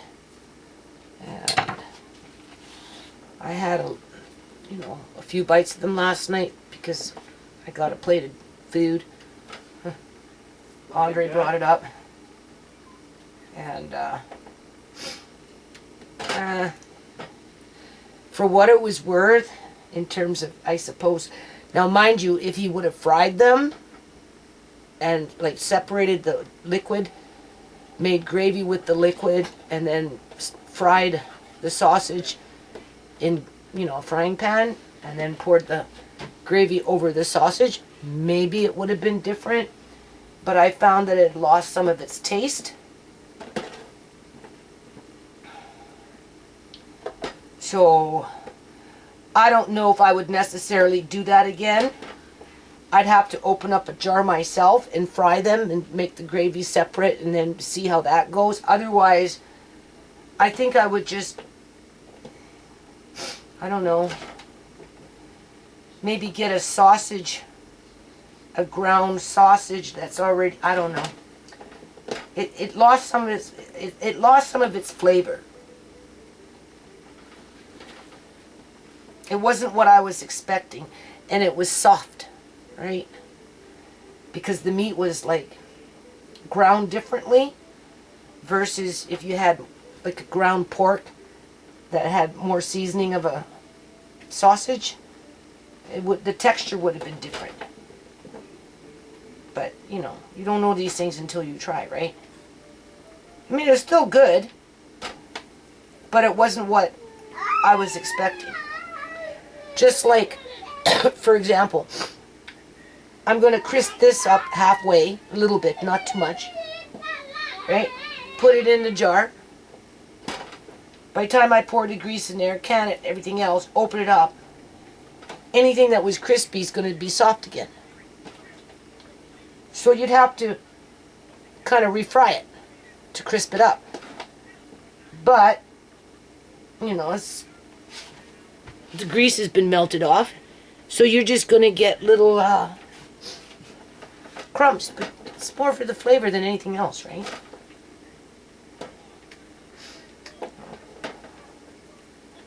Andre, can you come turn off this camera? I can't really do it right now because my hands are covered in grease. Hi people, yeah, I was wrong. I really like the sausages. Yeah. They're really good.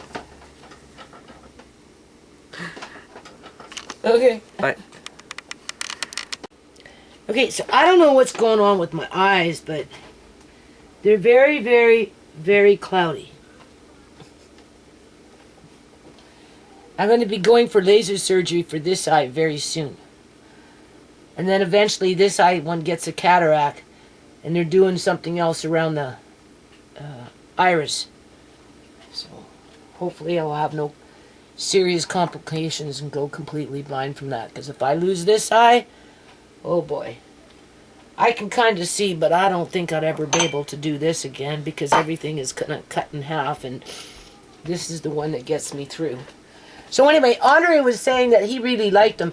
I think what happened was, for me, I know what they tasted like, those sausages, when they went into the jar. And obviously my son, he just warmed it up, you know, heated up, brought it to a boil, whatever. In the liquid that it came in, they did make a bit of a gravy, whereas I think what I would have done, or would do, is take out the liquid, put it in a pot with some potato juice, brought it to a boil, right?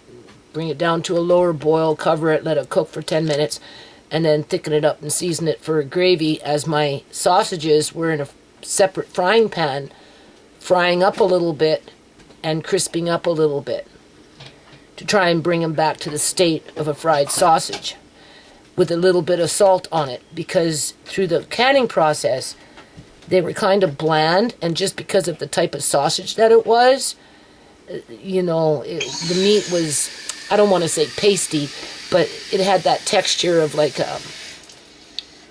I don't want to say liver's worth, but you know, it wasn't like a hamburger. It wasn't like a ground meat, like it wasn't like a ground pork, right? To which, but other than that, Andre said he really liked them. So, well, there you go. So that's good. Okay, so basically, and I'm dizzy with my eyes here. Oh boy, people, I don't know. I like how my life got cut short in 15 years. Right? Just wake up one day and you're like practically blind and dizzy as all hell. Huh? What jars are you using? The small ones? These are called salmon jars. Salmon jars? Mm-hmm. Yeah, I want to use those. There was no jelly jars, so Tisha had to buy me those ones, which is fine. It doesn't matter. So, now, if you put this into the jar raw, right? If you notice, it's a hit and miss in terms of how much meat compared to how much fat is going into each jar. So some jars is going to have a bit more meat, while other jars are going to have a bit more fat, because it's not going to be equal. Whereas with what I'm doing here, rendering the majority of the fat, not all of it, but the majority of it, you know, it's going to expose more of the meat, so that when you fill up the jars, you're going to have a better, what is that called? Opportunity to you know, add more meat, and then you top it off with the fat. Otherwise, it's a hit and miss as to what you're getting here, right? Because if you notice right here, this is pretty much pure fat. Do you see that? So if I throw that in there with two little bits of teeny weeny pieces of bacon, I mean, we're not going to get me nowhere with that, right? So we're going to try it this way. Now, I still have 3 more packs left. They're in the fridge. I think this will be more than enough for what I need. So we'll try canning it this way. The way I... Well, I may can them tomorrow. You have your other one in there. Yeah, that I might fry maybe today, maybe. Oh, I don't know. I'll probably fry it on Saturday.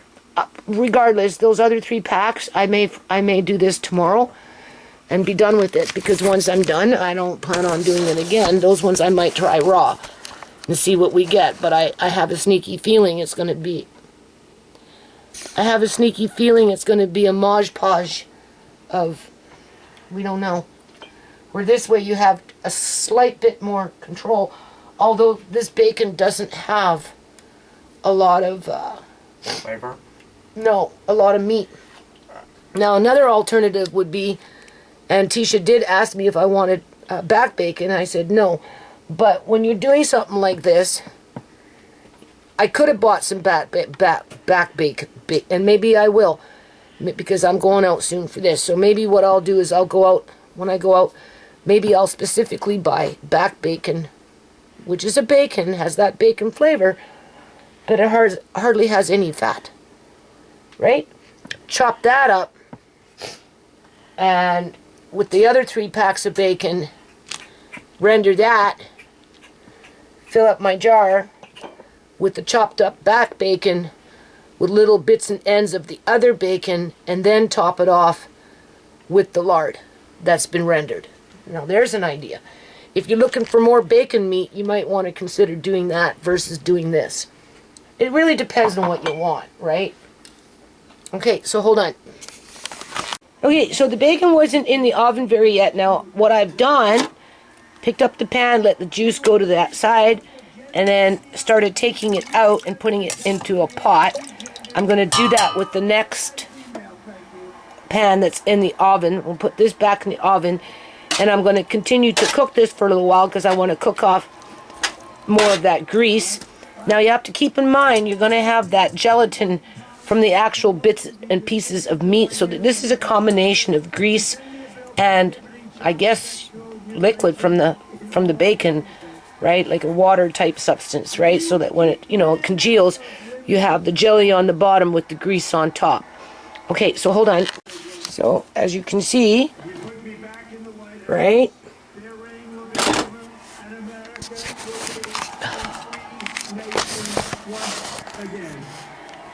This is the way I'm doing it.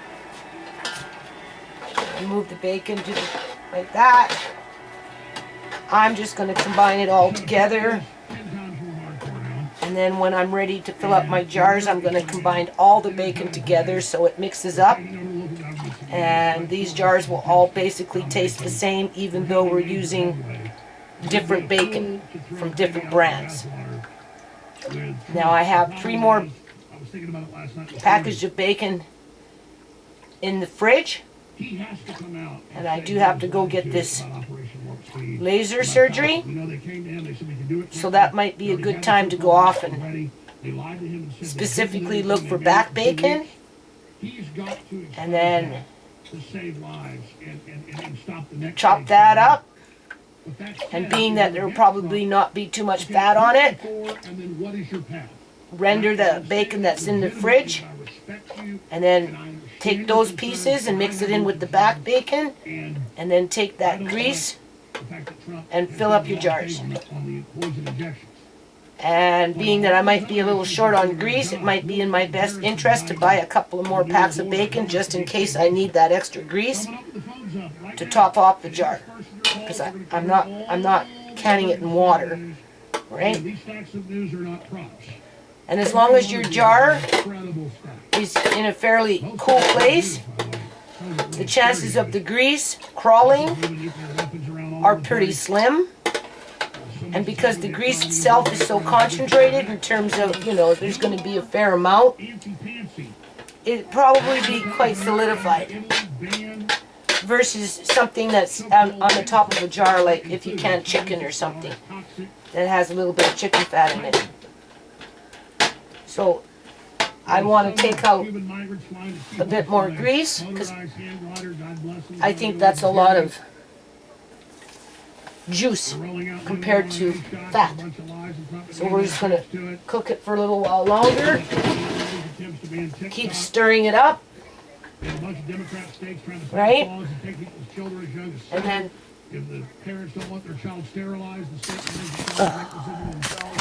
this is what I'm going to use to fill up my jars after I fill up my jars with whatever's in the oven. Okay? We're just trying this out, okay? So, hold on a minute. So anyway, because I did that canned goods on shop on Amazon, right? I already told you kind of what I want to do with the ones, the jalapenos and those things. I had to order different kind of jars, right? Because I don't want, I'm going to end up using some of these to recan the jalapenos or whatever, right? I'm not sure yet. But I kind of wanted maybe something a little smaller, so I got a box here. I'm not sure what's in it yet. I'm assuming it's a set of jars because I got different sizes with those lug lids. So we're going to look at them right now. And what I like about that is after you're done, guess what? You can put them right back in the jar that the box that they came in. So that helps to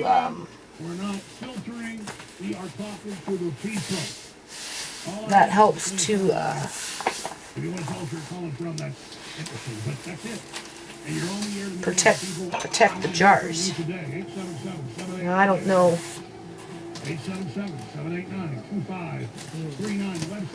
I want to make sure we got it going the right way. Something moving around in there. I hope nothing's broken. Alright. Oh boy. And then, because fruit is so expensive, I bought from Amazon cases. Well, the pineapple I couldn't buy in a case. But this one here, see? Now, why is this one, this one's bent in here too. Now these ones weren't packed in a case, but I got two full cases of this size can, which is a fairly large size can, of peaches. So that's 12 times 2 is 24 cans like this of peaches. And then I bought whatever I could get we put a purchase order in, it's about to sell out. It's 50% off. Pineapple in terms of tidbits, slices, and chunks. And because they weren't packaged properly, some of them came in dented, to which I'm thinking that's how they're trying to offload dented products. Either or, it's okay. They were cheap. They were $2 a can. Whereas if you go to a grocery store, try and buy that same kind of can, you're looking at $3 to $4 or $5 depending on where you go per can. Can't afford that, people. And with those drinks that I'm going to be making pretty soon, you know, you can use that in with your drinks, smoothie drinks, or whatever you're making. Right? You know, this is upside down. Oh my God.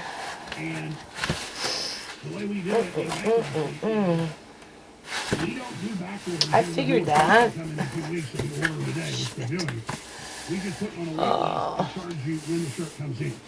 Hold on a minute. I don't know. They packaged the box wrong. I have to flip things around in here. I don't want things falling out. There we go. Just turn this around. Do you see? So this is what you call a jar with a lug lid. I don't know. There's not too many selections, so you kind of have to just go with what you can get. You don't order it today. All right. It's sold out. It says it's on a wait list. Go ahead. So I got a few different sizes coming in, and then the last Bankruptcy's helped us order that I placed, those ones are definitely coming from the States, top notch again. and they're the salsa size, but they're expensive by the time you pay duty fees and all that other crap. But because I can use them after, you know, I make the salsa, can it, open it, eat, and then I have a jar that technically I probably can't recan with unless I get a new lid, to which, as if, but it will be probably twice the size of this with a good lid on it that, you know, you come into fruit, like go to the farms, go buy strawberries, you can grind up or chop them up or whatever, probably grind them. If you were to grind them and make them like more like a pulp, you'd get more into the jar and less apt to be freezer burnt because there's less air in it, right? Because it's full of just pulp of strawberries from the farms. And then freeze them, and then as you're getting into your smoothie drinks, take them out, and that or blueberries or anything, grapes, it doesn't matter. Even those pineapples with their dented cans. Okay. But before I do that, I'm going to can salsa. So I don't know what size this is, but it's almost comparison.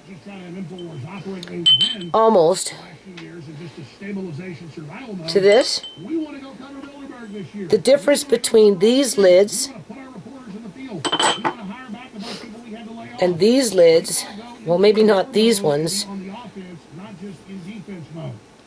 is they're lined with a special coating to help protect from, I don't know. I don't know about these ones, but those ones coming in from the States, most definitely. Right? Because acid eats metal, right? So that's why I got the salsa ones. Because they have a protective lining in there. So now, these, I think I got smaller ones than this. I got a few of them. I'm not too sure what I'm doing. I'm just doing it. What's the matter with this? This one was loose. Clearly there's a problem with this jar. Oh, wait. No. Maybe there's a problem with this jar because it looks like it got damaged, maybe the lid. Right here. They just don't double charge you for it. Unless, of course, that's the way it's supposed to be. I don't know. Air filter, the replacement filter Yeah. is there. Everything is at info. It's damaged. And so we're 1 month food supplies, 6 months Oh, food boy. supplies, 3 month food supplies, 4-week food supplies. Here's one that's not. Out there in the highest quality, lowest price you're going to find. Infowellstore.com, preparewithout.com. Now, the other prepare site is not me, it's not Infowell. We're working with other folks So these ones I will be using for kind of big for the jalapeno. Is preparewithout.com Maybe. or InfoWarsStore.com. Preparewithout.com takes you right to the subpage of InfoWars Store. Now, mind you, Okay, I'm done plugging. Let's get into the facts here now. I'm going to come back, take calls. it will take at least, well, yeah, I might be able to take this can of these jalapenos, I'm pretty sure. No, Chipolata peppers. And then I've got the jalapenos. You see, that's a different one, right? And these cans came in dented, all mixed up in the box. And I thought, well, depending on how many I get, if I get too many dented cans, then of course I would have contacted Amazon and complained.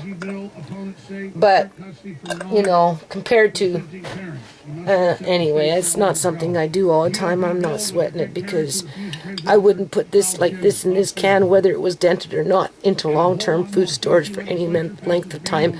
That's why I did this, right? So I'm going to break this up. This will fill up two of these jars. Minus the one that doesn't work. I've got public schools around the country where they're forcing elementary students, middle students, and Assuming that everything else is fine. into transgender bathrooms. So how the hell that got all bent out of shape, I don't know. They're telling children it's a hate crime if they don't strip down and Yeah, cover up it's with a little, what a sick I could take a garbage. Remember the Surgeon General under Clinton, Jocelyn Elders? pair of Now, and helped them bring it back. pliers, maybe pull it back I mean, just a these bit. people are out of their minds. So that's what that's for, and I've got a few different sizes coming in, plus the salsa jars. Because I didn't want to use these ones, I wanted something smaller.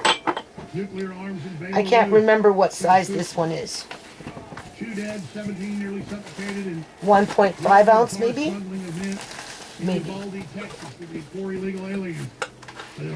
Yeah. How well they'll work? I don't know. You can jelly and stuff like that in them. Put honey or whatever, but you can can jam in them. So if you can jam, you can that other stuff. The question is, am I going to be able to see? While you tune in to Bill Maher, he sounds like Alex Jones now. I don't know, people. I just don't know. Listeners of this broadcast. You know, I look back on my life, and and it's like, what was the point? they tracked it back You know? to most of the opposition in the United States. What was the point? I talked to a very What was the prominent point of having lawsuit Sierra? involving whistleblowers. What was the point of having He said Chimay? they got a bunch They're of gone. foundation documents. Nobody respected their They lives. said InfoWars was their number one enemy in Alex Jones. I am so proud of them. Why did I They were able to track invest back all that time and all energy the into original raising them to have them Triggered just domino effect against ripped them away? this show. That's why they hate us so much, because they hate you. And when Trump and MTG, via through murder of all things yet? Congressman Gates say, What was the point of having them if that was going to happen? And that's what happened. So what is the point? I don't get it. It is to bankrupt you. It is to destroy you. It is to And annihilate you and your with the family. way the world is going, you really have to ask yourself, what is the And point? so you'd have to be a fool. Because really, once you die, It doesn't mean we're not people accepting soon them for forget the job. about you But now we're going to open the phones up. and everything that you've did or done or stood for or whatever. It all just goes off to the wayside. That's how we get to a lot of you. Yeah. So I want to. We have 12. So that's not so bad. I might be able As soon to as you hear a caller hang up, bend that back a bit. call in. We're going to bam, bam, bam, take a ton of your calls. So anyway, that's the first box of jars that are coming in with a lug lid. So I got to get on with this bacon, stir it around, give it a few more minutes, take out more of the grease, put it back in, and then when I get it to a point where I think that's what I want to put in my jars, then I'll turn on the camera. So hold on. Another thing I was thinking here, what I could do with these things. To Carolyn in Canada. Thank you for calling. Go ahead. Thanks, Alex, for answering my phone call. I'm a first-time caller. Welcome. Thank you. With that, We in Canada are hoping for Trump to get in. My husband and I both are. And because maybe With that, our prime minister in check. Our prime minister seems to be in bed. or even with that, We're trying to take our firearms. you could dehydrate it, I would think. And put our prime minister into check. Now, mind you, there's vinegar and stuff in it, but I mean, you could try it, dehydrate it, crush it up, put it in a little jar, and then when you have your noodles or whatever you want, just take a pinch and, right? Versus this, right? Because, you know, these things, this was in my bedroom, right? I've been sitting there for a while. Now, I did pick up some from Nestor that were 50 cents each, but even still, at regular price, you're looking at $3-4, and that's liquid, right? I know you can get other larger, bottles of hot sauce, depending on what you're getting, right? It can get expensive. So if you're using it regularly, I'm trying to cut back on that cost, right? So, I don't know. Pickled jalapeno nacho slices. Oh, why couldn't you dehydrate them? Just saying.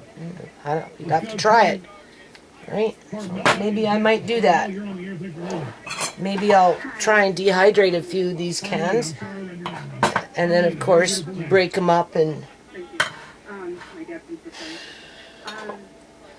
recan them in jars, which will last longer in a jar than it probably would in a can, depending on what it is, especially if it has tomatoes in it. Right. And then of course, after that, you just repurpose your jars however you want. Something like this, you can once with, and then after you use it, it is possible to put honey in it, screw it on real tight, and the honey will sit like that for years. You don't have to can it, so these might end up becoming little honey jars yet. Who knows? Or maybe you might want to put beads in it, right? You could even put spices in it if you wanted to, but it's kind of small for a spice jar. But I suppose for that jalapeno, just grab a pinch, or 1/8 of a teaspoon, or a quarter inch teaspoon would go in there quite nice. And that's for people that don't necessarily eat hot things, but like it every now and then. Or in my situation, I'm trying to give Andre an alternative. And you can always dehydrate the jalapenos, dehydrate tomatoes, crush them up and combine them together to make a dry hot sauce. Just saying. Because, sometimes he puts it in his noodles, but he doesn't drink the broth, so he's just throwing it away. And I get mad, because when I want it, it's gone. He used it all. Where if maybe I do it this way, extend it out, and he won't be so apt to be wasteful with it. But it somewhat produces the same result. Right? Okay. I'll give you the straight opinion, and I'll give you some inside baseball. Straight ahead, all General Flynn. I've been boiling this water on this burner, and it's not very hot. I really like Flynn to be, but I think there's something wrong with this burner. All right, I'm going to have a lot of important news for part of next segment. Continue with your calls in the same way right through. It doesn't really bring up the temperature. It is fascinating. The stove is old. I just bought some burners off of Amazon. And I think you're getting, from the callers, the same feeling I have. Who knows? The same view I have. Trump is a way more hardcore man. So every now and then I just open the oven, The system's after him. let the heat out before I stick my nose in there.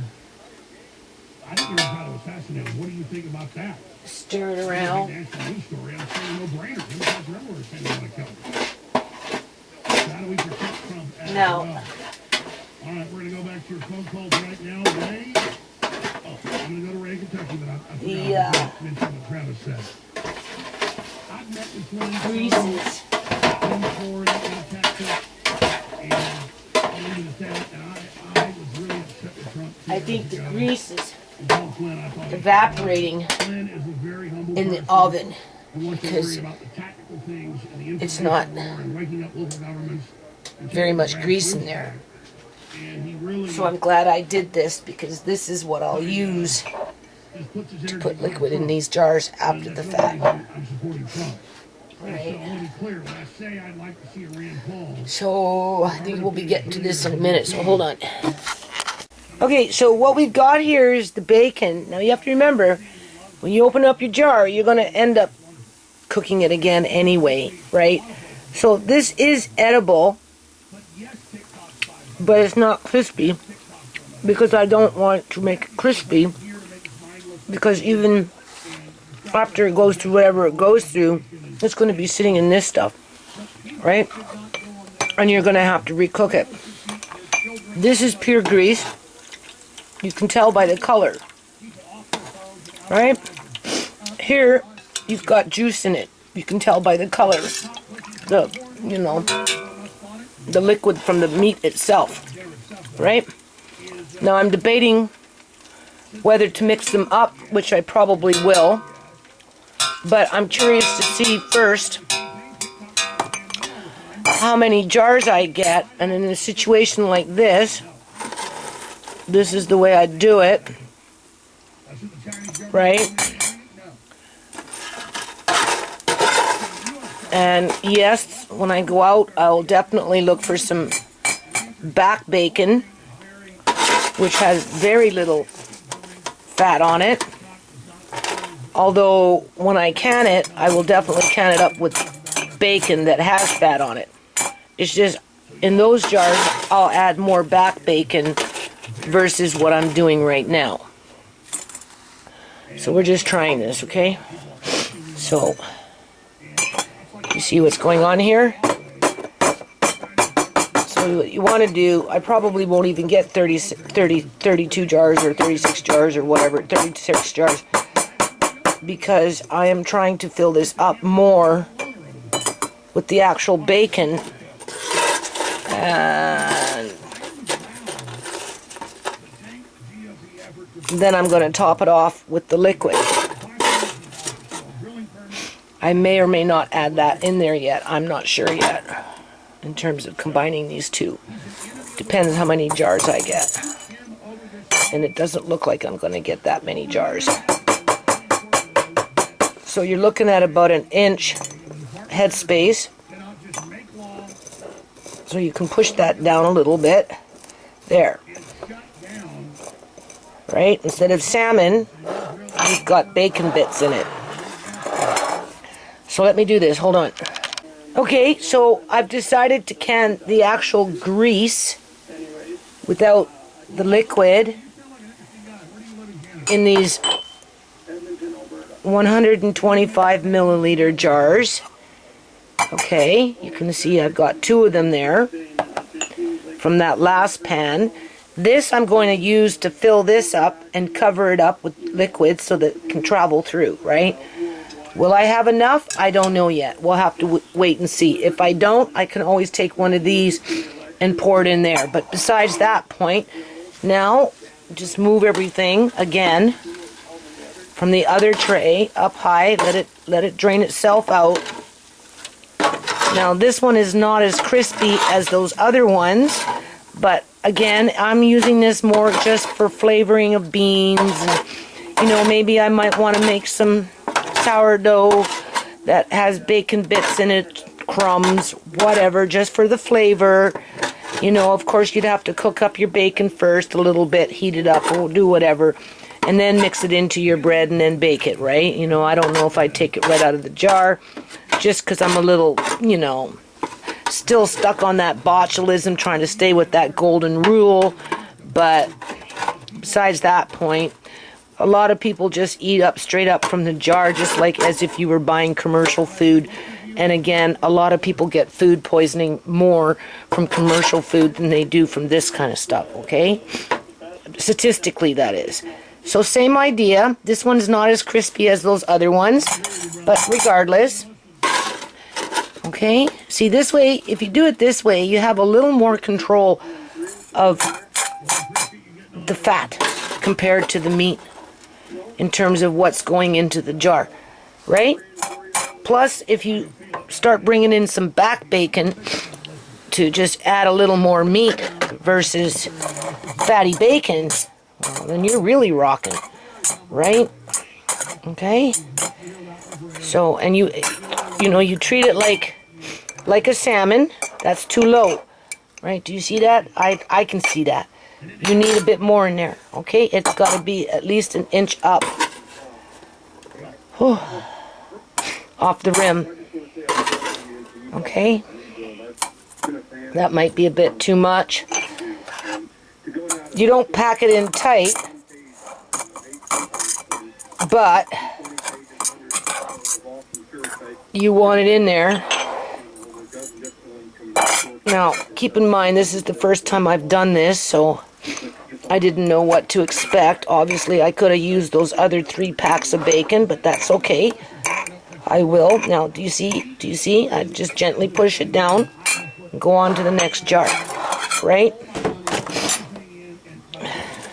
So I'll get a few more jars, and then before I use the actual bacon grease, I'll use this to fill it up. So hold on a minute. Okay, so change of plans. Little detour. I've decided that I am going to try this, raw. Because I already got the jars and everything ready, right? Now, people do it this way, but I explained to you why I did it this way. Okay? So, I'm trying to see this headspace here. It looks a little higher. So in a situation like that, from what I can tell, I'm just going to move it over here. Okay.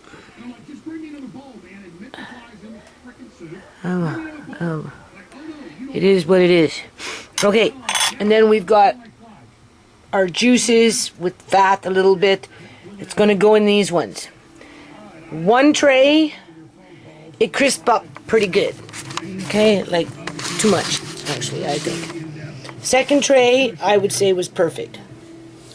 It wasn't, you know, but there was different thickness with the bacon. So either or, it doesn't really matter because once you put the liquid in there, it's going to soften up. So I chopped it up. I put it into the pans that I was cooking in. I moved everything around to pick up all the little crumbs and whatever grease, and you know, I broke up the pieces and I put it in the other tray and moved it around, and just for that flavor. Waste not, want not, people. Right? I got a few more jars over there, but from what I can tell, I don't. Now, in terms of filling up this, you don't want to pack this in, I don't think, tight. And December 19th of 2020, as you can see, it's just a Mod Podge. So it's hard to say. But people do can it this way. I seen one woman push it down really hard in terms of packing it in tight, but I don't think so. I think it should be semi-tight, right? Because the heat has to travel through it. So that's what I'm going to attempt to do here.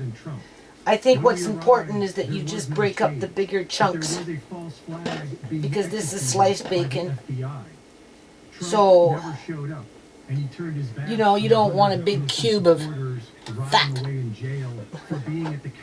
in slices.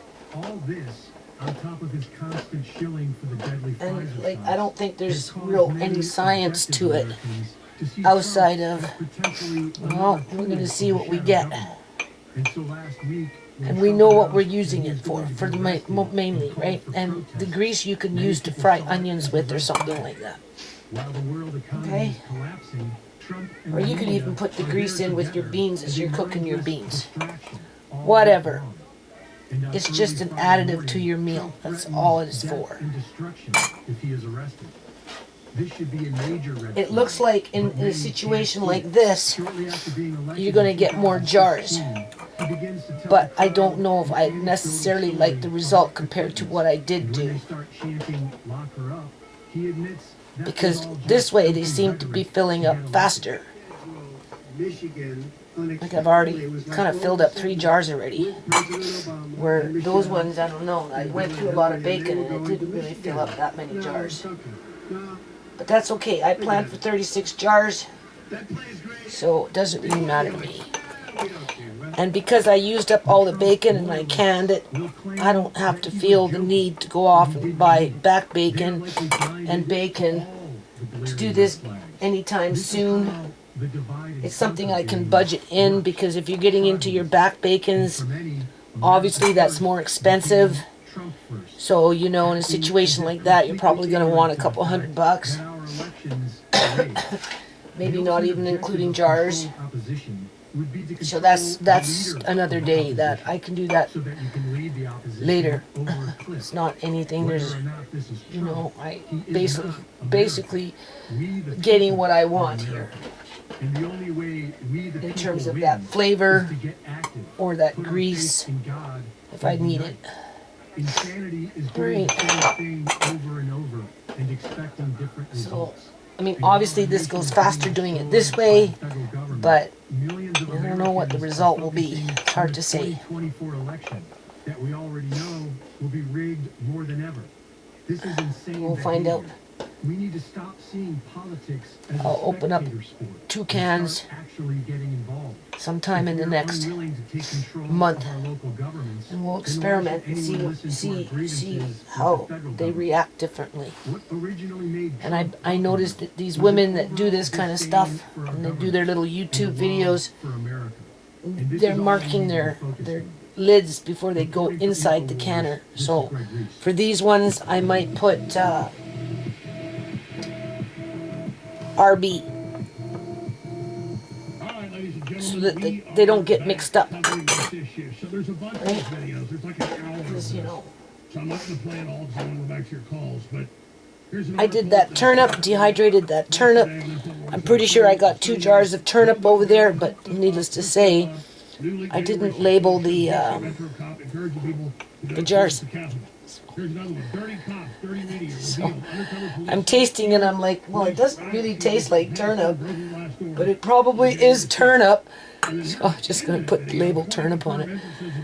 It's so important to try and label your stuff as you go, because you forget.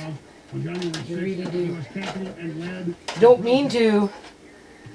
Well, right there.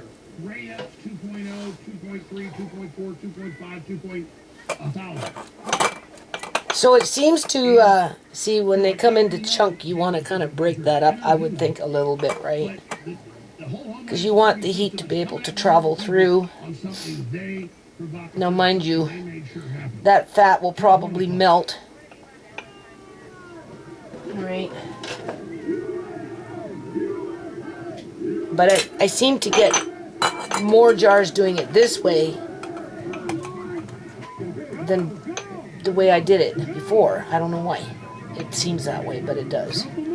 Now, mind you, I got 4 little jars of fat, which I'm like bacon fat, that I'm gonna can, so it can sit on the shelf.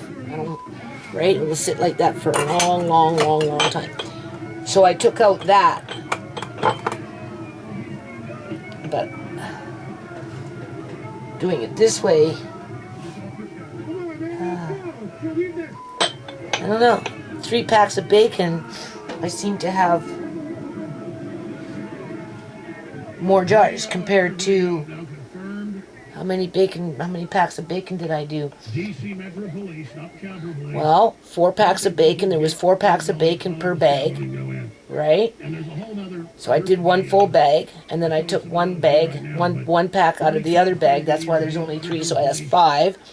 Then I had 1 that was frozen, or 2 that were frozen, I think. And the one was quite large with thicker bacon. So yeah, I don't know. I don't know why that happened like that. You would think I'd get more jars. It doesn't look like it. Now if I can just top off. See, I know it looks like I can see. Not really. Everything I do these days, a lot of it's done by feel. Yeah. I have to feel. And just kind of, you know, get that right angle in order to be able to see anything, if sometimes at all. we have done a very, very good job. So, not being I'll show you in a second here. And that's why the world is turning against them. Yeah, here's more video.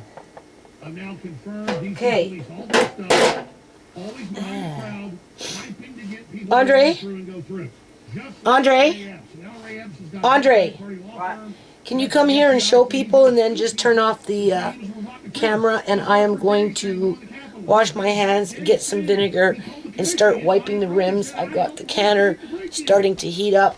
And can you just show them what I've done? This is raw, this is cooked, this is the grease, and this is the juice with the grease that's going in that.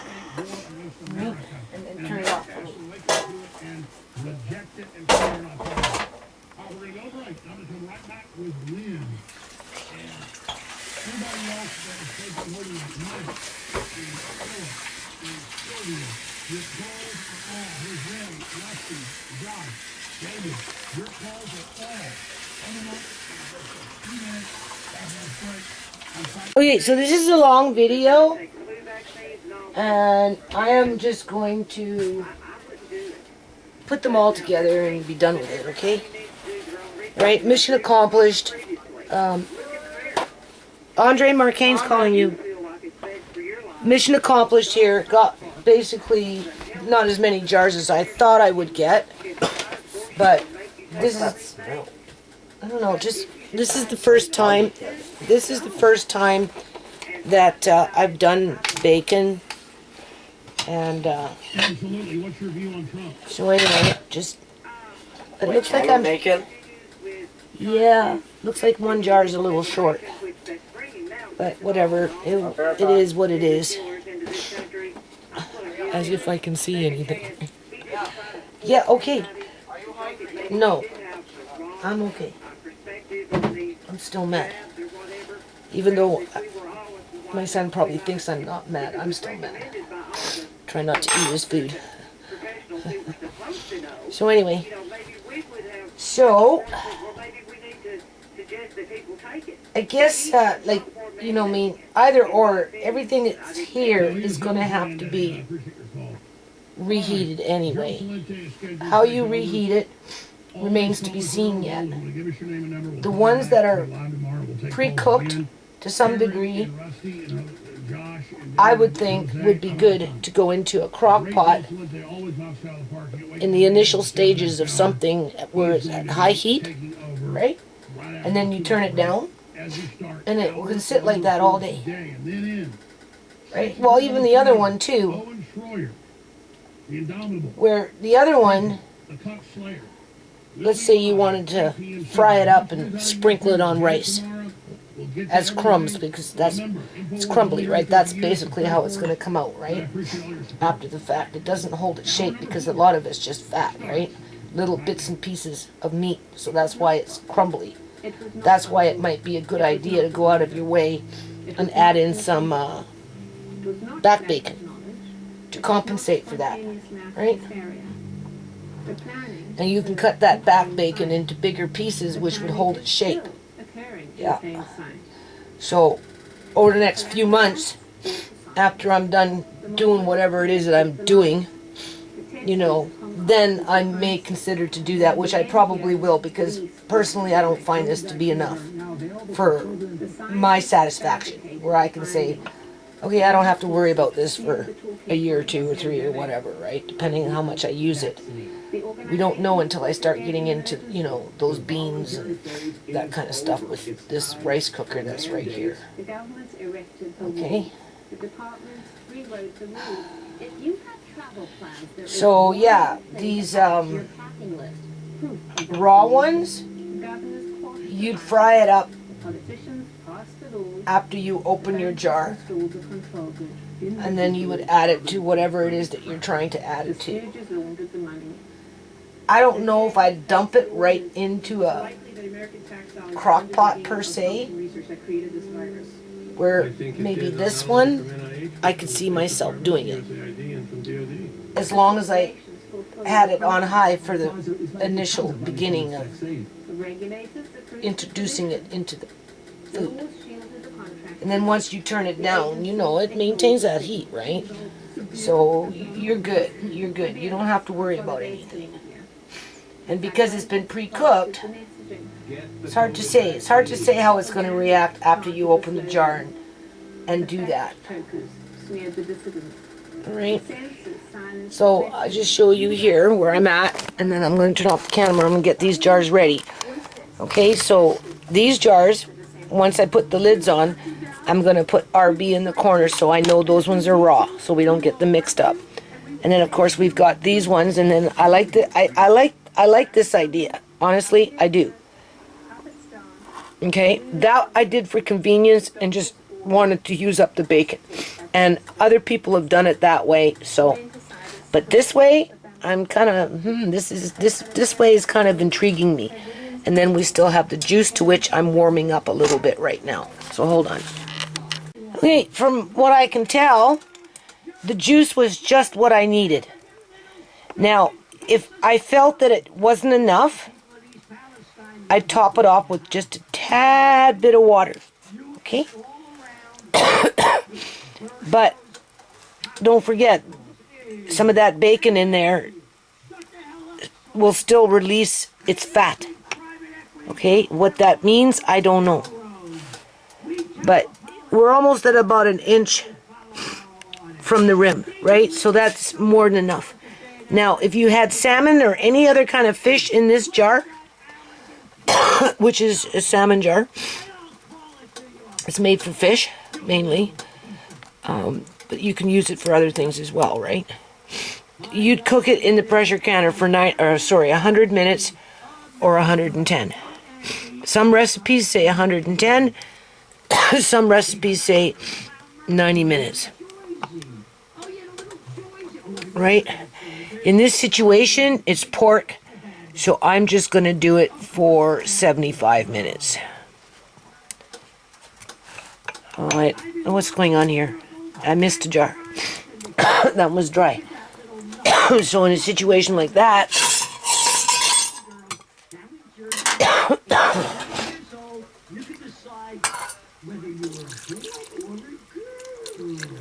I'm just going to add a bit of water.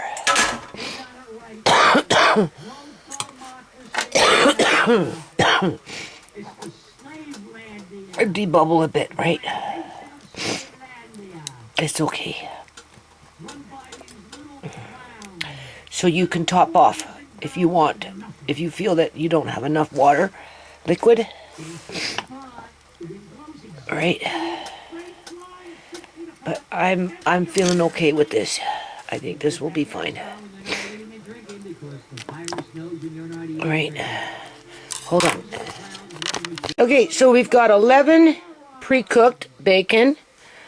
We've got 4 straight up bacon grease. Now I didn't strain it, but whatever. I don't got time. Alright, and then we've got, what is this? 1, 2, 3, 4, 5, 6, 7, 8, 9, 10, which is completely raw pack. You add nothing with it, okay? Alright, and because that's not raw pack, that's why you need that liquid. Now, I don't know, because I wrote on it, I don't want it near the water, so I'm going to put these ones on the bottom first, and then I'm going to stack and pack, so hold on. Okay, so actually I just had the right amount. If I would have had more, I wouldn't have been able to get them into the canner, because when I put the jars in, counted out, thinking how many I could get in, I didn't factor in the rims, so that took away 1 jar on each level. But I got them all in, so I'm happy with that.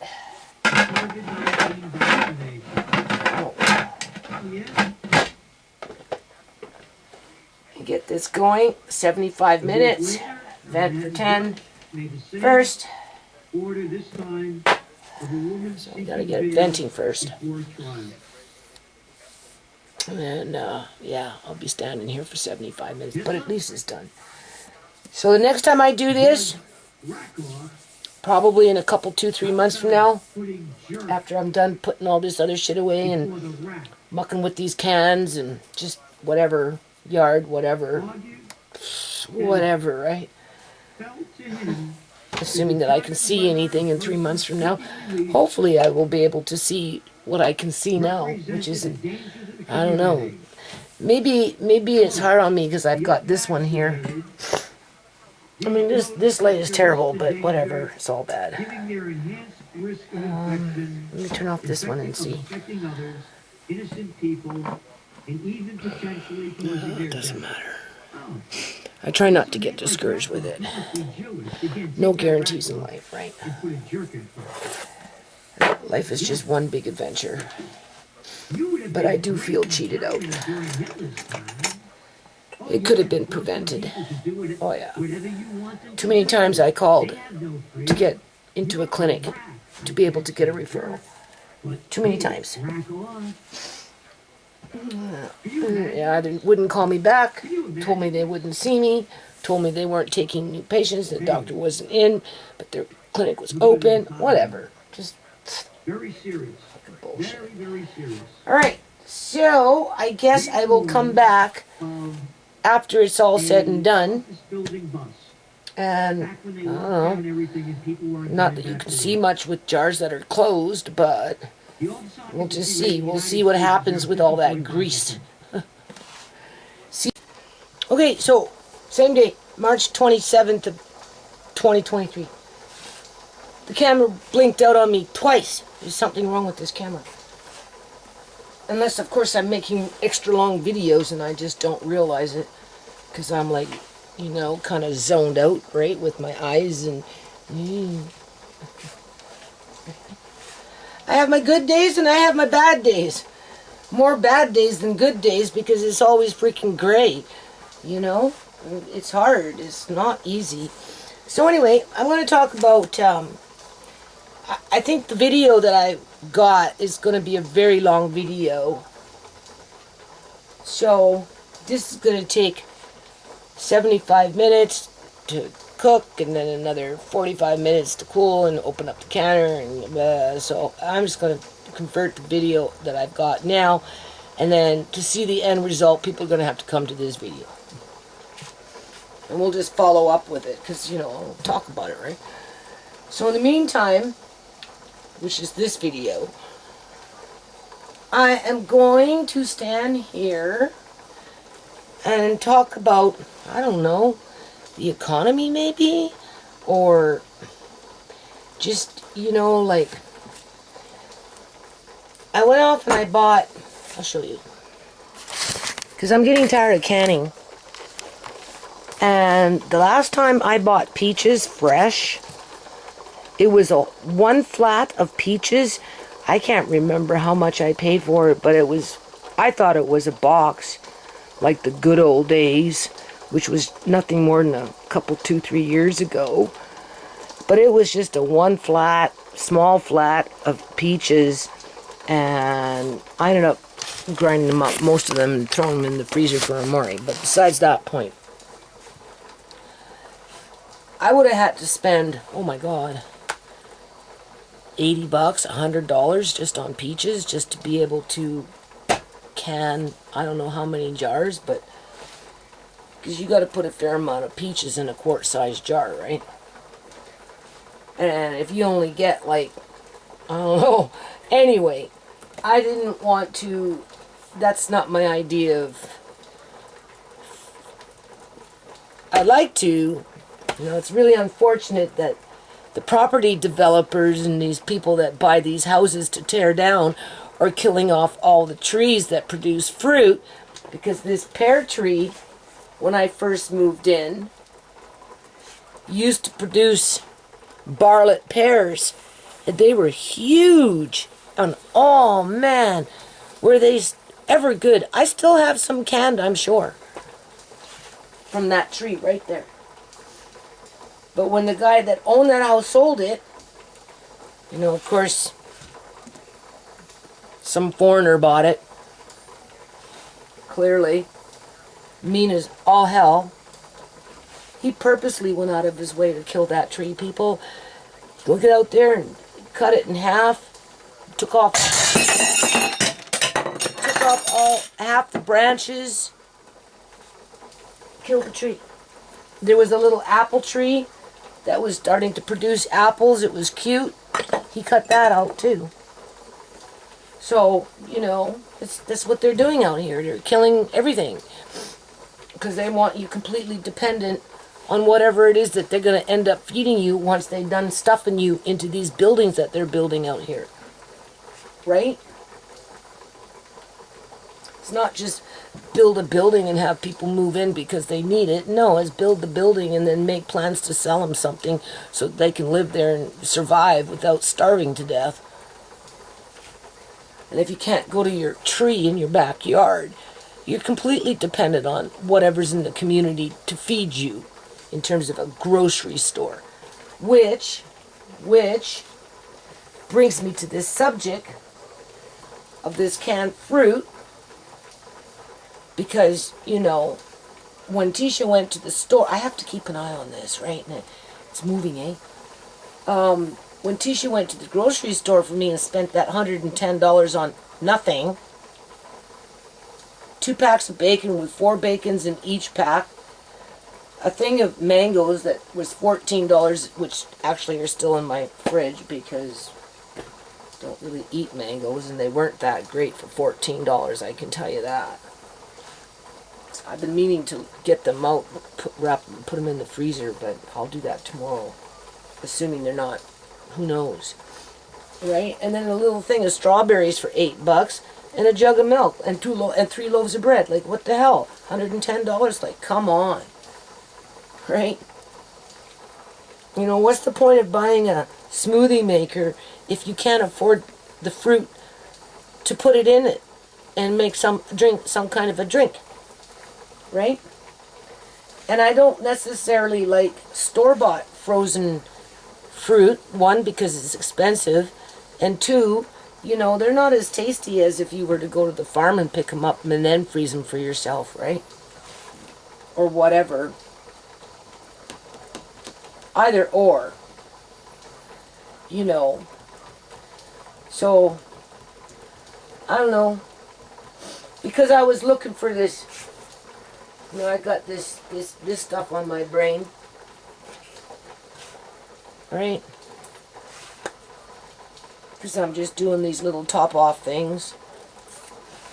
And, I thought because I'm doing the jars, right? And I'm sorting stuff out, right? I'm at my max when it comes to putting things away.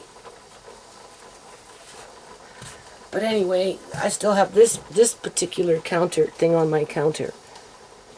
It's sitting there, right? Because all my cupboards are full, but I want to keep it upstairs because it's not completely full. But I already have some underneath because I did a whole whack of them, remember? Right? Now you Google mulberries in bulk and you can't find them. Or at least I haven't yet. I'm glad I bought them when I bought them.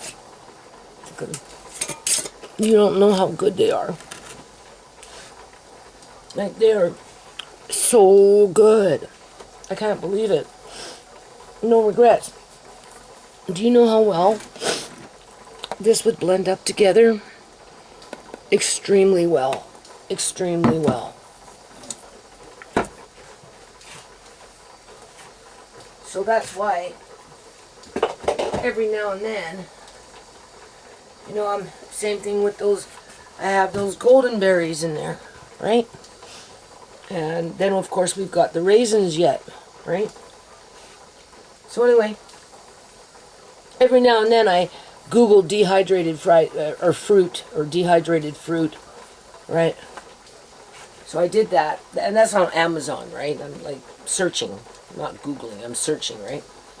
To see what pops up. Pineapple popped up. Buy 10 for $1.97 each. That's the best price you're going to find in town, trust me. Right? And then another pineapple, we'll just say tidbits. Maximum amount was six you could buy. And then the sliced was 6 you can buy. And you could buy 10 chopped.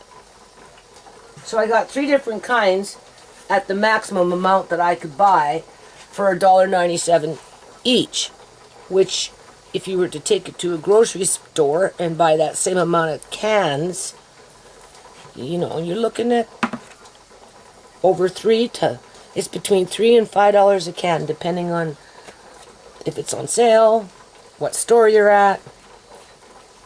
So right there, at least you're saving $1. But I know I'd be saving more than $1, more than likely. At least $1.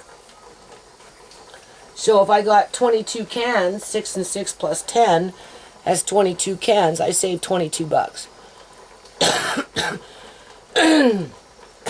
And then, but of course, because I know what I'm going to be doing here, you know, I'm not satisfied with that, because, you know, I really don't want to be bugging my kids to go to the grocery store all the time to buy me fresh vegetables or fruit to be able to make a smoothie, especially if I'm paying out of my nose for it, you know, right?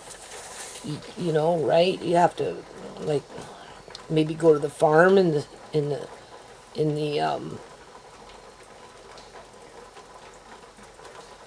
summertime and get your strawberries there, right? I can't rely on my yard anymore, people, because I'm being sabotaged in this yard. It's not like right? You know, it's just, you can't really trust what's in the ground because of what's been happening with that potato thief. And it's more than one person, so, you know, I don't think it's just one individual that does this shit. So besides that point,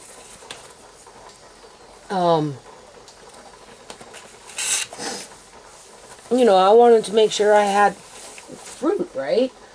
So that when I get into this routine, it's available. Even if it's in part in a can. Right? So, I noticed that they had other things, like pears, peaches, fruit cocktail. Right? So, I got 2 cases already of peaches. Now this is not in syrup. Apparently it's just in straight up water with no additives. But I'm okay with that, right? Because I can always make a syrup if I want one. And it was affordable. I can't remember how much it was per can. It was more than the pineapple. But anyway, I ended up buying 2 cases at 12 cans per case. And I looked at the weight or amount or whatever in comparison to a different can that, say, Walmart sells that has fruit in it, like a fruit cocktail in a standard can, like this. I don't know, maybe they're the same. Look kind of the same. This says 398 mils.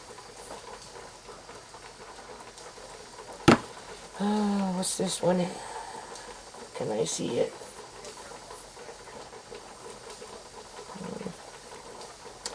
Not really.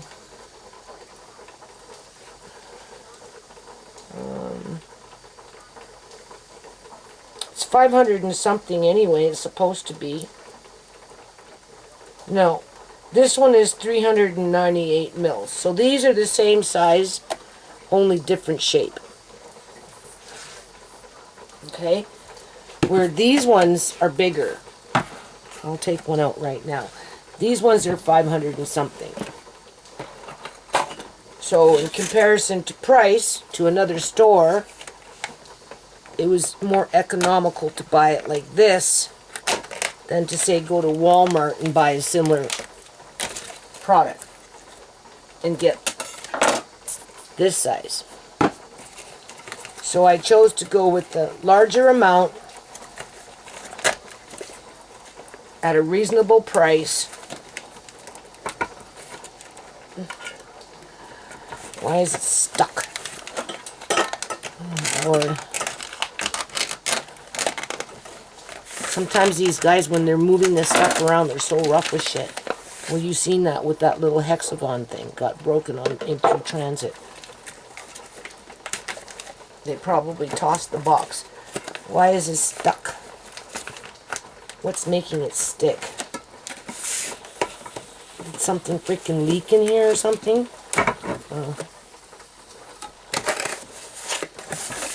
They're clipped in. Okay. So, being that this is a bigger can than your standard can, clearly you can see that, right? This size can selling at Walmart for a similar type of product was, oh, I don't know, $3.97 or something like that. Where this size can, buying it this way off of Amazon for whatever reason, we'll just say it came in at $2.97. Where these ones were coming in at $1.97. So, you know, it's one of those, well, you better buy it now. Like those mulberries, because if you don't buy it now, you might not find it next year when you want it. Right? Not that I want more mulberries, but honestly, people, if I came across mulberries, I'd do what I did again. Oh yeah. Oh yeah. Those mulberries are so good. And if you keep that jar lid sealed and, right? Oh, after you really give it a good dehydrate, that stuff will stay like forever. So nice. Same thing with blueberries. You have to dry them really dry though, right? So anyway, I'm like, okay. You know, pick it up now. Because I think what's happening here, like in the States, I don't know about what's really happening in Canada, but definitely in the States, a lot of these major grocery stores, Walmart, I guess Amazon have grocery stores where you could actually go and get fresh produce and all that other stuff.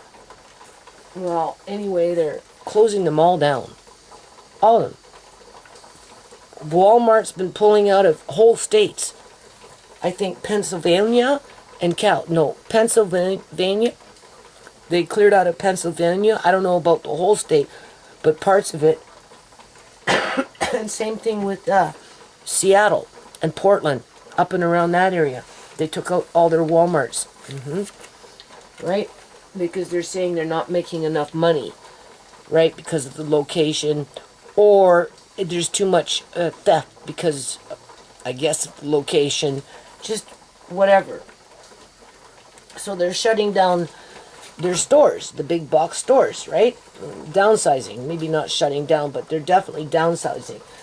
And I know, like, since dealing with Walmart myself lately, since I got that card, like, they really do push the online shopping, but I don't like online shopping. I really don't. This computer is messed up. I'm trying to get them to take it back. $726 I paid on this stupid thing. And they tried to tell me I had to phone up Dell and have Dell repair it, blah, blah, blah. So I phone up Dell. They're telling me it's a 5-year-old computer and that it's not under warranty. I'm phoning back freaking Walmart, and they're acting dumb, not calling me back. Like, it's fucked, man. And I bought that stupid thing online. And I'm like, what? Is Walmart now ripping off their customers? Because that's how I'm starting to feel about it, right? So anyway, the point is they're closing down a lot of larger grocery stores that people depend on. Now, what's happening to that stock that's not on the floor where people see it, but maybe sitting in cases in the back? Because I'm wondering where this shit's coming from. Right? Because I shop on Amazon a lot. Only because I'm stuck at home, right? And, like, they got me mapped. They know, I come on and I click on, and then there's something there that they know that I'd probably be interested in, right? Because they know my shopping habits, right? So, besides that point, you know, this is all delivered by Amazon. I like to buy things that are delivered by Amazon, because if you have an issue, like if half this case of these cans were all dented up, then for sure there's a problem here. You know, you're selling your knockoff dented cans to your customers, taking advantage of them, blah, blah, blah, blah. And chances are they'd reimburse my money and tell me to throw out the cans. Just like that jar situation that I had, right, at one time.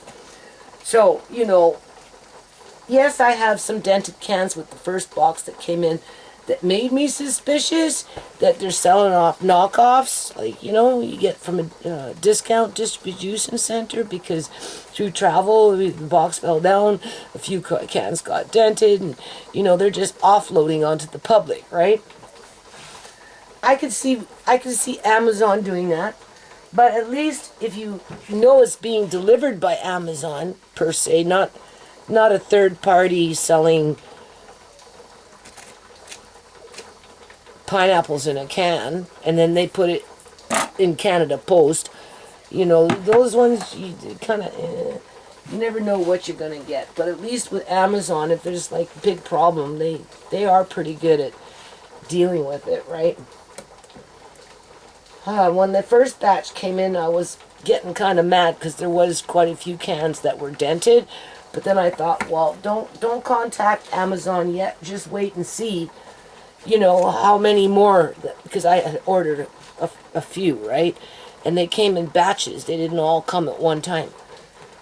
But all were delivered by Amazon. So Amazon somehow is connected with that, right?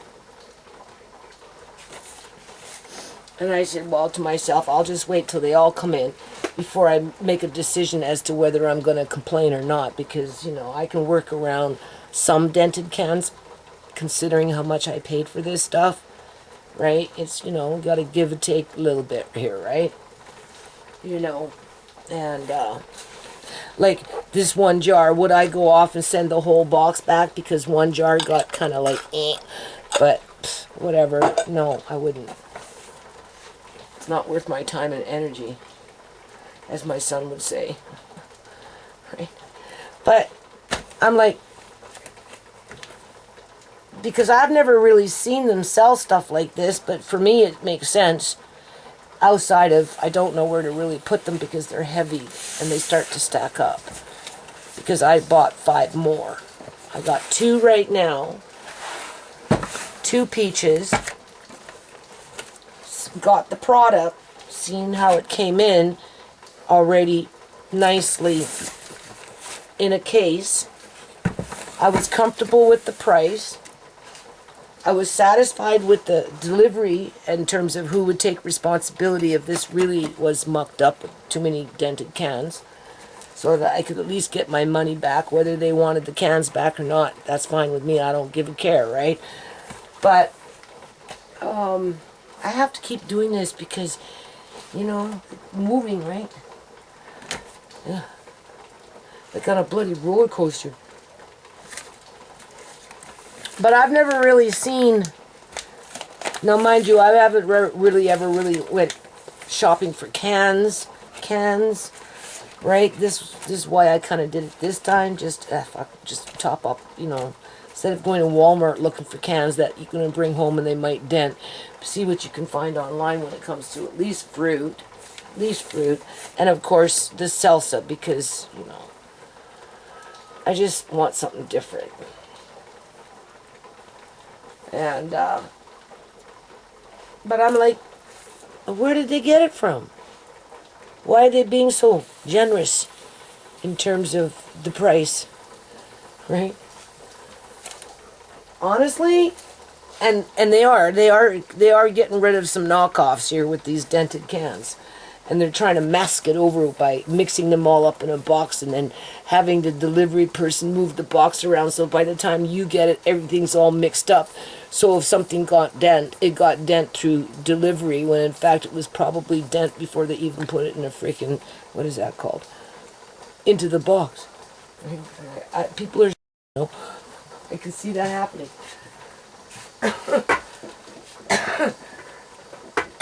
I think some of this stuff is coming in from all this liquidation of these bigger box stores that are going out of business. I do. And if that's the case, that's kind of scary, because once they run out, like that pear tree, it's never coming back. And if it does, you know, instead of paying, well, the peaches, I think I paid $45 a case. And then I went back last night and I ordered pears, right? And they were about $42 or $43 a case, so I bought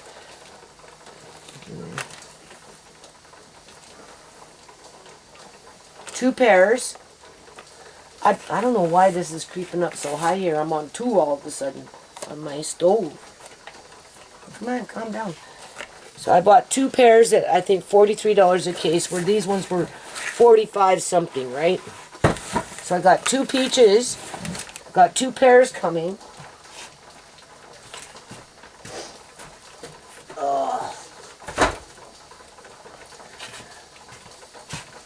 I don't really need the pineapple right now because I've got 22 cans, so that's okay. That's almost 2 cases right there.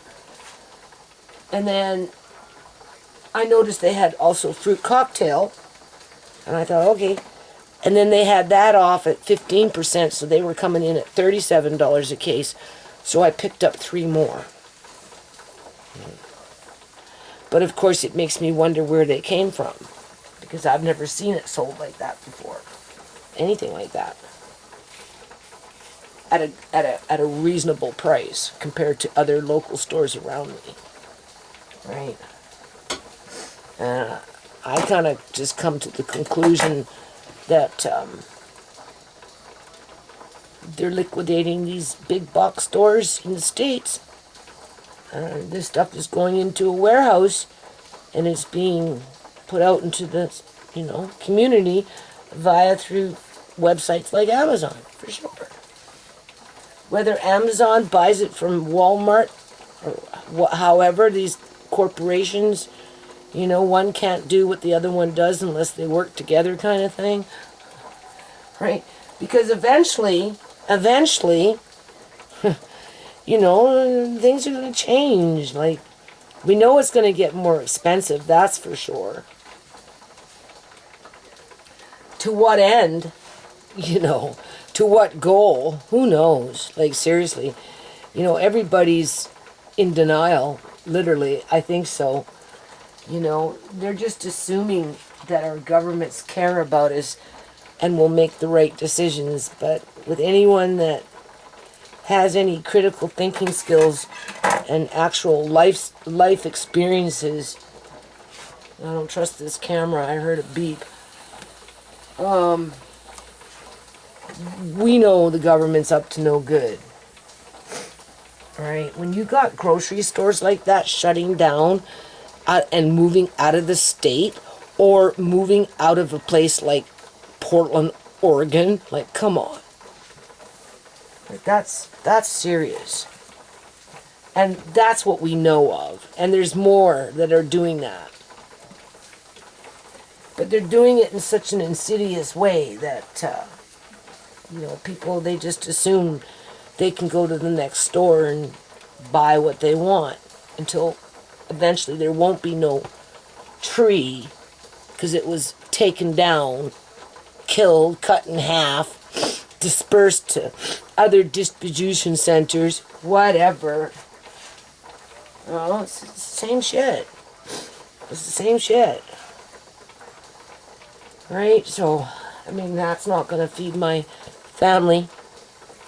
And then I got 3 cases of fruit cocktail at $37.98 per case versus at 45 or 46 and 43. Spent a lot of money on canned fruit. But at least I have it now for a while. And I can incorporate fresh fruit in with the canned fruit when I want to do that. The question is, am I going to be able to find that same fruit at the same price in 6 months to a year from now? And with my experience, the answer would be no. You might find the same product, like Tang. Last year, I was buying just regular orange Tang at $33 a box. That works out to about $2 a pouch, 60 pouches, something like that, right? And if I remember correctly, either or, it was $33 a box. Now it's like $51 for Tang orange juice. Okay, so it is the next day. I'm going like a mad Dickens all morning. And anyway, I've done these jars. I turned off the canner and I went to sleep, basically. And then I got up in the morning and I've been washing them and I'm almost done. And then they get to go in their boxes. You monitor them for a week or so, or 2 weeks, because if they're going to pop, they're going to pop within the first 48 hours, at best 2 weeks. But that's not to say that they won't pop down the line, in terms of one here, one there. It's just a fact of life. Okay, so what I'm finding is the ones that I guess you call it par cooking, you know, half cooking, whatever, okay, degreased, they're heavier. That's the first thing. Which means you have more product inside the jar. To which, that's what you want. Because, you know, this stuff starts to pile up and it gets in the way, eh? So you don't want jars that have, unless of course that's what you want in terms of, these ones are, I find, lighter, and if you notice, look how the grease went to the top, okay? These ones were not degreased. If you want this kind of product, well then do it that way, in terms of raw. If you want more meat with, I guess, the leftover grease that you didn't degrease, is kind of, I can definitely feel, if I was to weigh these, trust me, this one's heavier. I can feel it. Okay? To which, I'm low on space, and, you know, I want to get bang for my buck when I'm filling up these jars, because, you know, it starts to cost money, right? So I would lean more towards half cooking, or whatever I did, taking out the liquid, taking out as much grease as I could, and in that case, it was straight up 4 little, so you'd be looking at a pint. I took out at least a pint. That's a half pint times 2. I took out at least a pint of straight up lard, pork lard, and recanned it in their own jar, right? That can sit for years. You see, that's the thing. It can sit for years. And,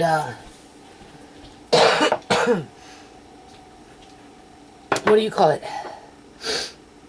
Oh, boy.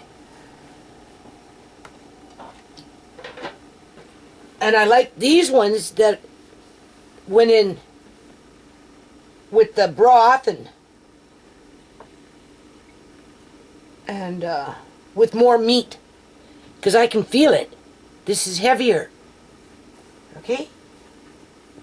Because I got to be able to pack in more meat. Now, with that said, knowing what I know now, the next time I do this, which I will, but just not right now, I'll do it over the summer. Or maybe when I go out for my ice, I'll look to see if ham is on sale, bacon is on sale, back bacon is on sale, and if I can find that on sale when I go out, that's when I would buy it. And I'd probably spend $200-300 just to mix up bits of ham, smoked ham, for example, in with some half-cooked bacon. Fill up your jar, take that liquid or whatever, pour it, okay, as you degrease the bacon. So these start to accumulate. But versus just being bacon and bacon fat in here with the gelatin and the lard, now if you incorporate, do you see how forceful my voice is? And it just kind of, and it holds that tone. And that's what intimidates people. But that's because I'm thinking fast and trying to speak clear and get to the point. So besides that point, train of thought got broken here. Now that I know, don't interrupt me. I'm almost done this video. This is like a 3-hour video. I'm going to put them all together. Now that I know, for sure, I'm either going to use back bacon or I'm going to use ham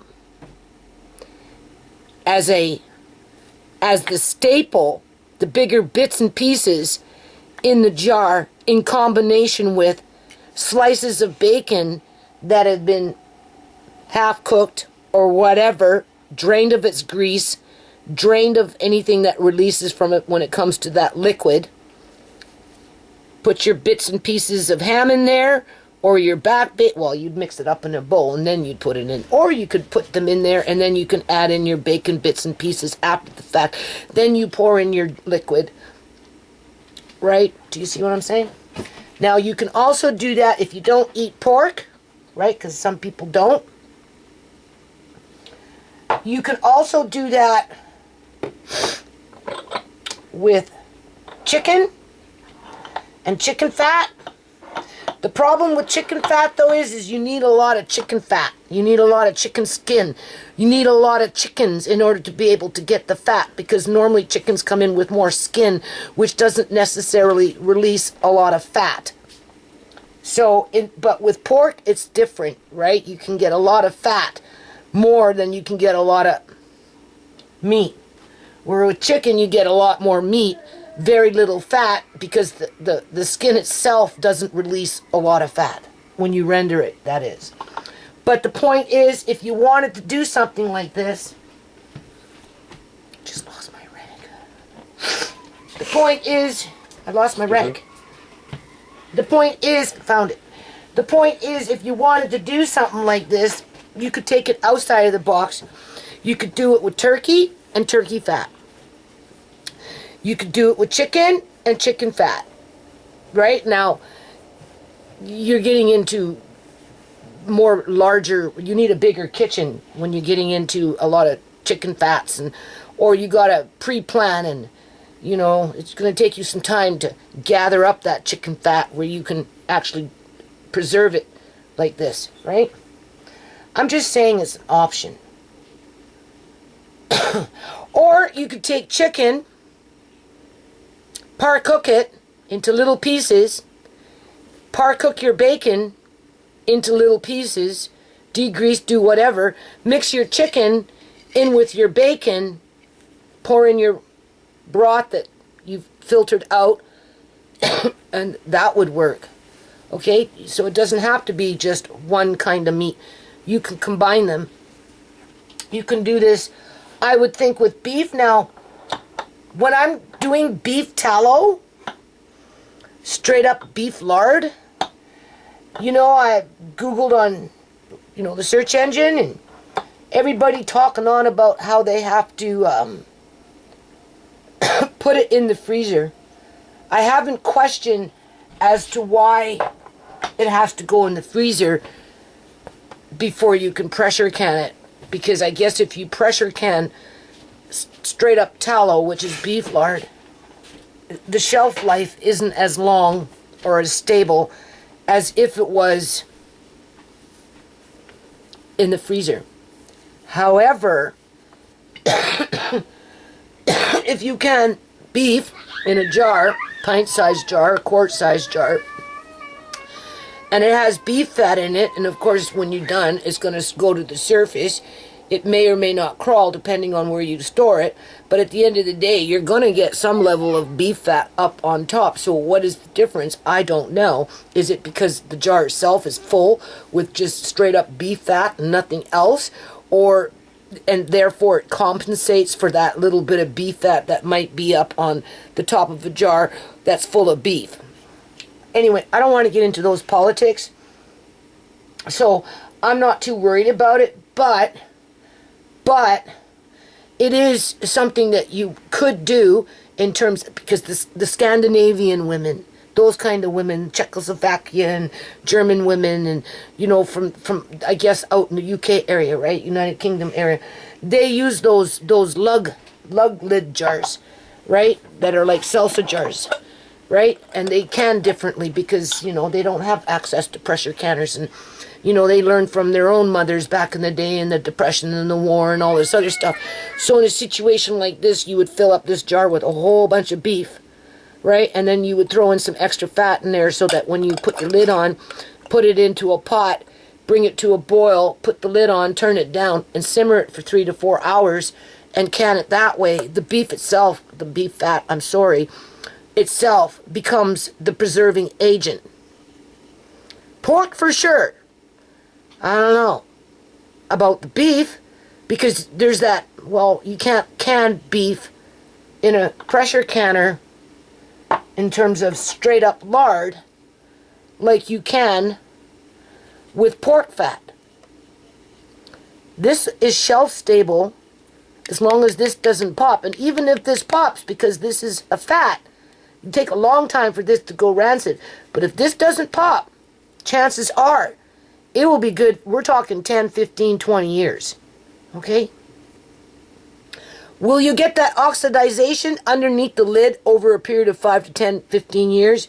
Where, remember I told you, you open the lid and there's something black underneath because you think it got a bacteria and it infected the food, but if you notice, it's not in the food, it's just at the top of the lid. And that's what, because things tend to rise.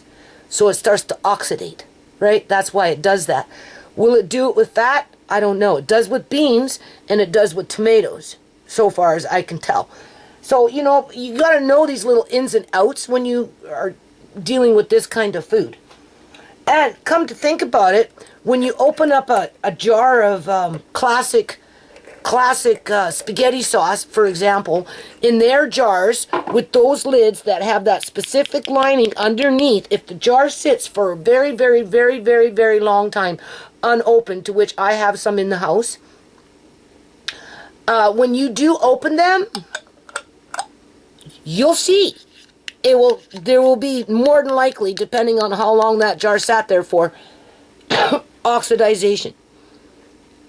And it may end up even being black compared to what you see in the food. Now, if it was black under the lid and black in there with little, you know, fuzzy yellow stuff or something, and you can see it's creeping down into the food, then clearly there's something wrong with the jar. So, you know, what I'm trying to say is, or you can, you know, I'm just trying to think. Like, if you were to do this with beef and pork fat, or even beef with beef fat, like, I think if you had more beef in here, you could compensate it with the fat. I don't know. It doesn't matter. The point is you can experiment with this. You can get creative with this. I like the idea of using the ham with the bacon.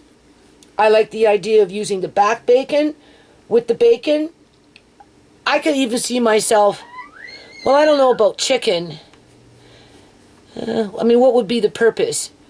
Because this is being used for a specific purpose, right? This is enough to go into a crock pot for a family. We'll say 4 to 8 people with a crock pot of something as just flavoring. Cut it in half for me. It's good for Andre and my family and myself with Amari. If I wanted to make something for my son and Marina as well as us upstairs, I would just take the whole jar, put it into the crock pot or into the roasting pan or whatever that I'm combining it with when it comes to beans, rice, soup, gravies, right? Well, you can do that with chicken if you don't eat pork. Because I don't want you to think that you can't do this with other meats. Because you can. Right? And I would do this again for sure. It's just, I'm going to wait until I get caught up with some other things first. Unless, of course, I go out and I see this stuff on sale where economically it makes sense to do it now versus then 6 months from now. And this is where I create more work for myself, put myself under pressure, make it myself a target for, you're still not done yet? You told us that you weren't going to do this. Why do you need so much bacon in a jar, Mom? Right? And I'd be like, shut up, go away. Right? So, whatever. Leave me alone. So anyway, this is what we got. I am impressed. So first thing I noticed, as I was taking them out of the canner, because I was using my hands because it had already cooled, the ones that I had in the oven, degreased, are heavier because they actually have, I guess you could say, more meat in it. Where the Mod Podge just coming out of the, you know, after cutting that raw bacon and putting it into a jar, completely two different products. And you can even see it. You can see how the grease has been dispersed throughout the bacon, where here the grease rose to the top. Okay? Either or, they're both good. It's just, you would, you know, this one might be more better if you want to use this grease for frying, where this one might be more better for gravies and crock pots. I'm just saying. I like this. Definitely want more of this. Right? Because it's, you know, it's convenient. Right? Tasty. But these ones you could actually stack and pack a bit without worrying about them popping their lids. When you get into heavier jars, no, not so much. You can do these jars like that, because, you know, you have to remember, you have to put these things away, and they get cumbersome because they don't, you're not supposed to go like this. Because the weight starts to put pressure on the lid, and right? So, but when you can, that's not so bad. Okay? As long as you're not clanging things around, and, you know, you got it in a cool, dark place, cover it up out of light. North wall, preferably closer to the floor whenever you can, is always the best. So what do we got here? Don't even ask me how much it costed, because, well, that bacon at 4 packs of bacon times 2 packs, that, I think what Tisha said, what was it, like maybe $52? We'll put it at $46. No, what am I thinking? $26 a pack, right? Well, yeah, so we'll say $52 for the 8 packs of fresh bacon. I grabbed a pack of thick sliced bacon from my freezer. Don't ask me how much that was, because I bought that a long time ago. And just another single pack that was frozen in my freezer. And so we can round that off at $5. So whatever. And then, of course, two cases of jars, right? So, the felt pen seems to be staying on the jar. So 3, 6, 9, 10. So we got 10 par cooked, degreased, these. I like this. 4 of these, I really like this. I like the size and the convenience of it. No wastage, right? Obviously, you go by size of the family. If you've got 8 in your family, then you might want to do it this size, right? Or even, what is that? Pint size, depending, right? These ones are the raw pack. Under the right circumstances, depending on what I'm cooking, I would say they're perfect. Okay? But if you notice here, you see, what I like about this one, if you notice the difference in terms of how much food is in this one compared to this one, if you do it this way, degrease, da-da-da-da-da, you maximize the size of your jar. And, you know, that's important when it comes to storage. Because they're all nice like this. I can tell the date. Weight, I can definitely tell it. By how much, I don't know. Look how nice that is. Look how nice that is. That is so nice. Compared to, do you see how much space you're losing? But that's okay. Right? Look, see? Again, you can see. Right? So you know you're losing space. Right? Now I could have, maybe that's why people like to, when they're doing raw pack, maybe that's why they like to pack it in tight. So, you know, that's something to consider. And if you're going to pack it in tight, then just make sure that your chunks are kind of torn apart, I would think.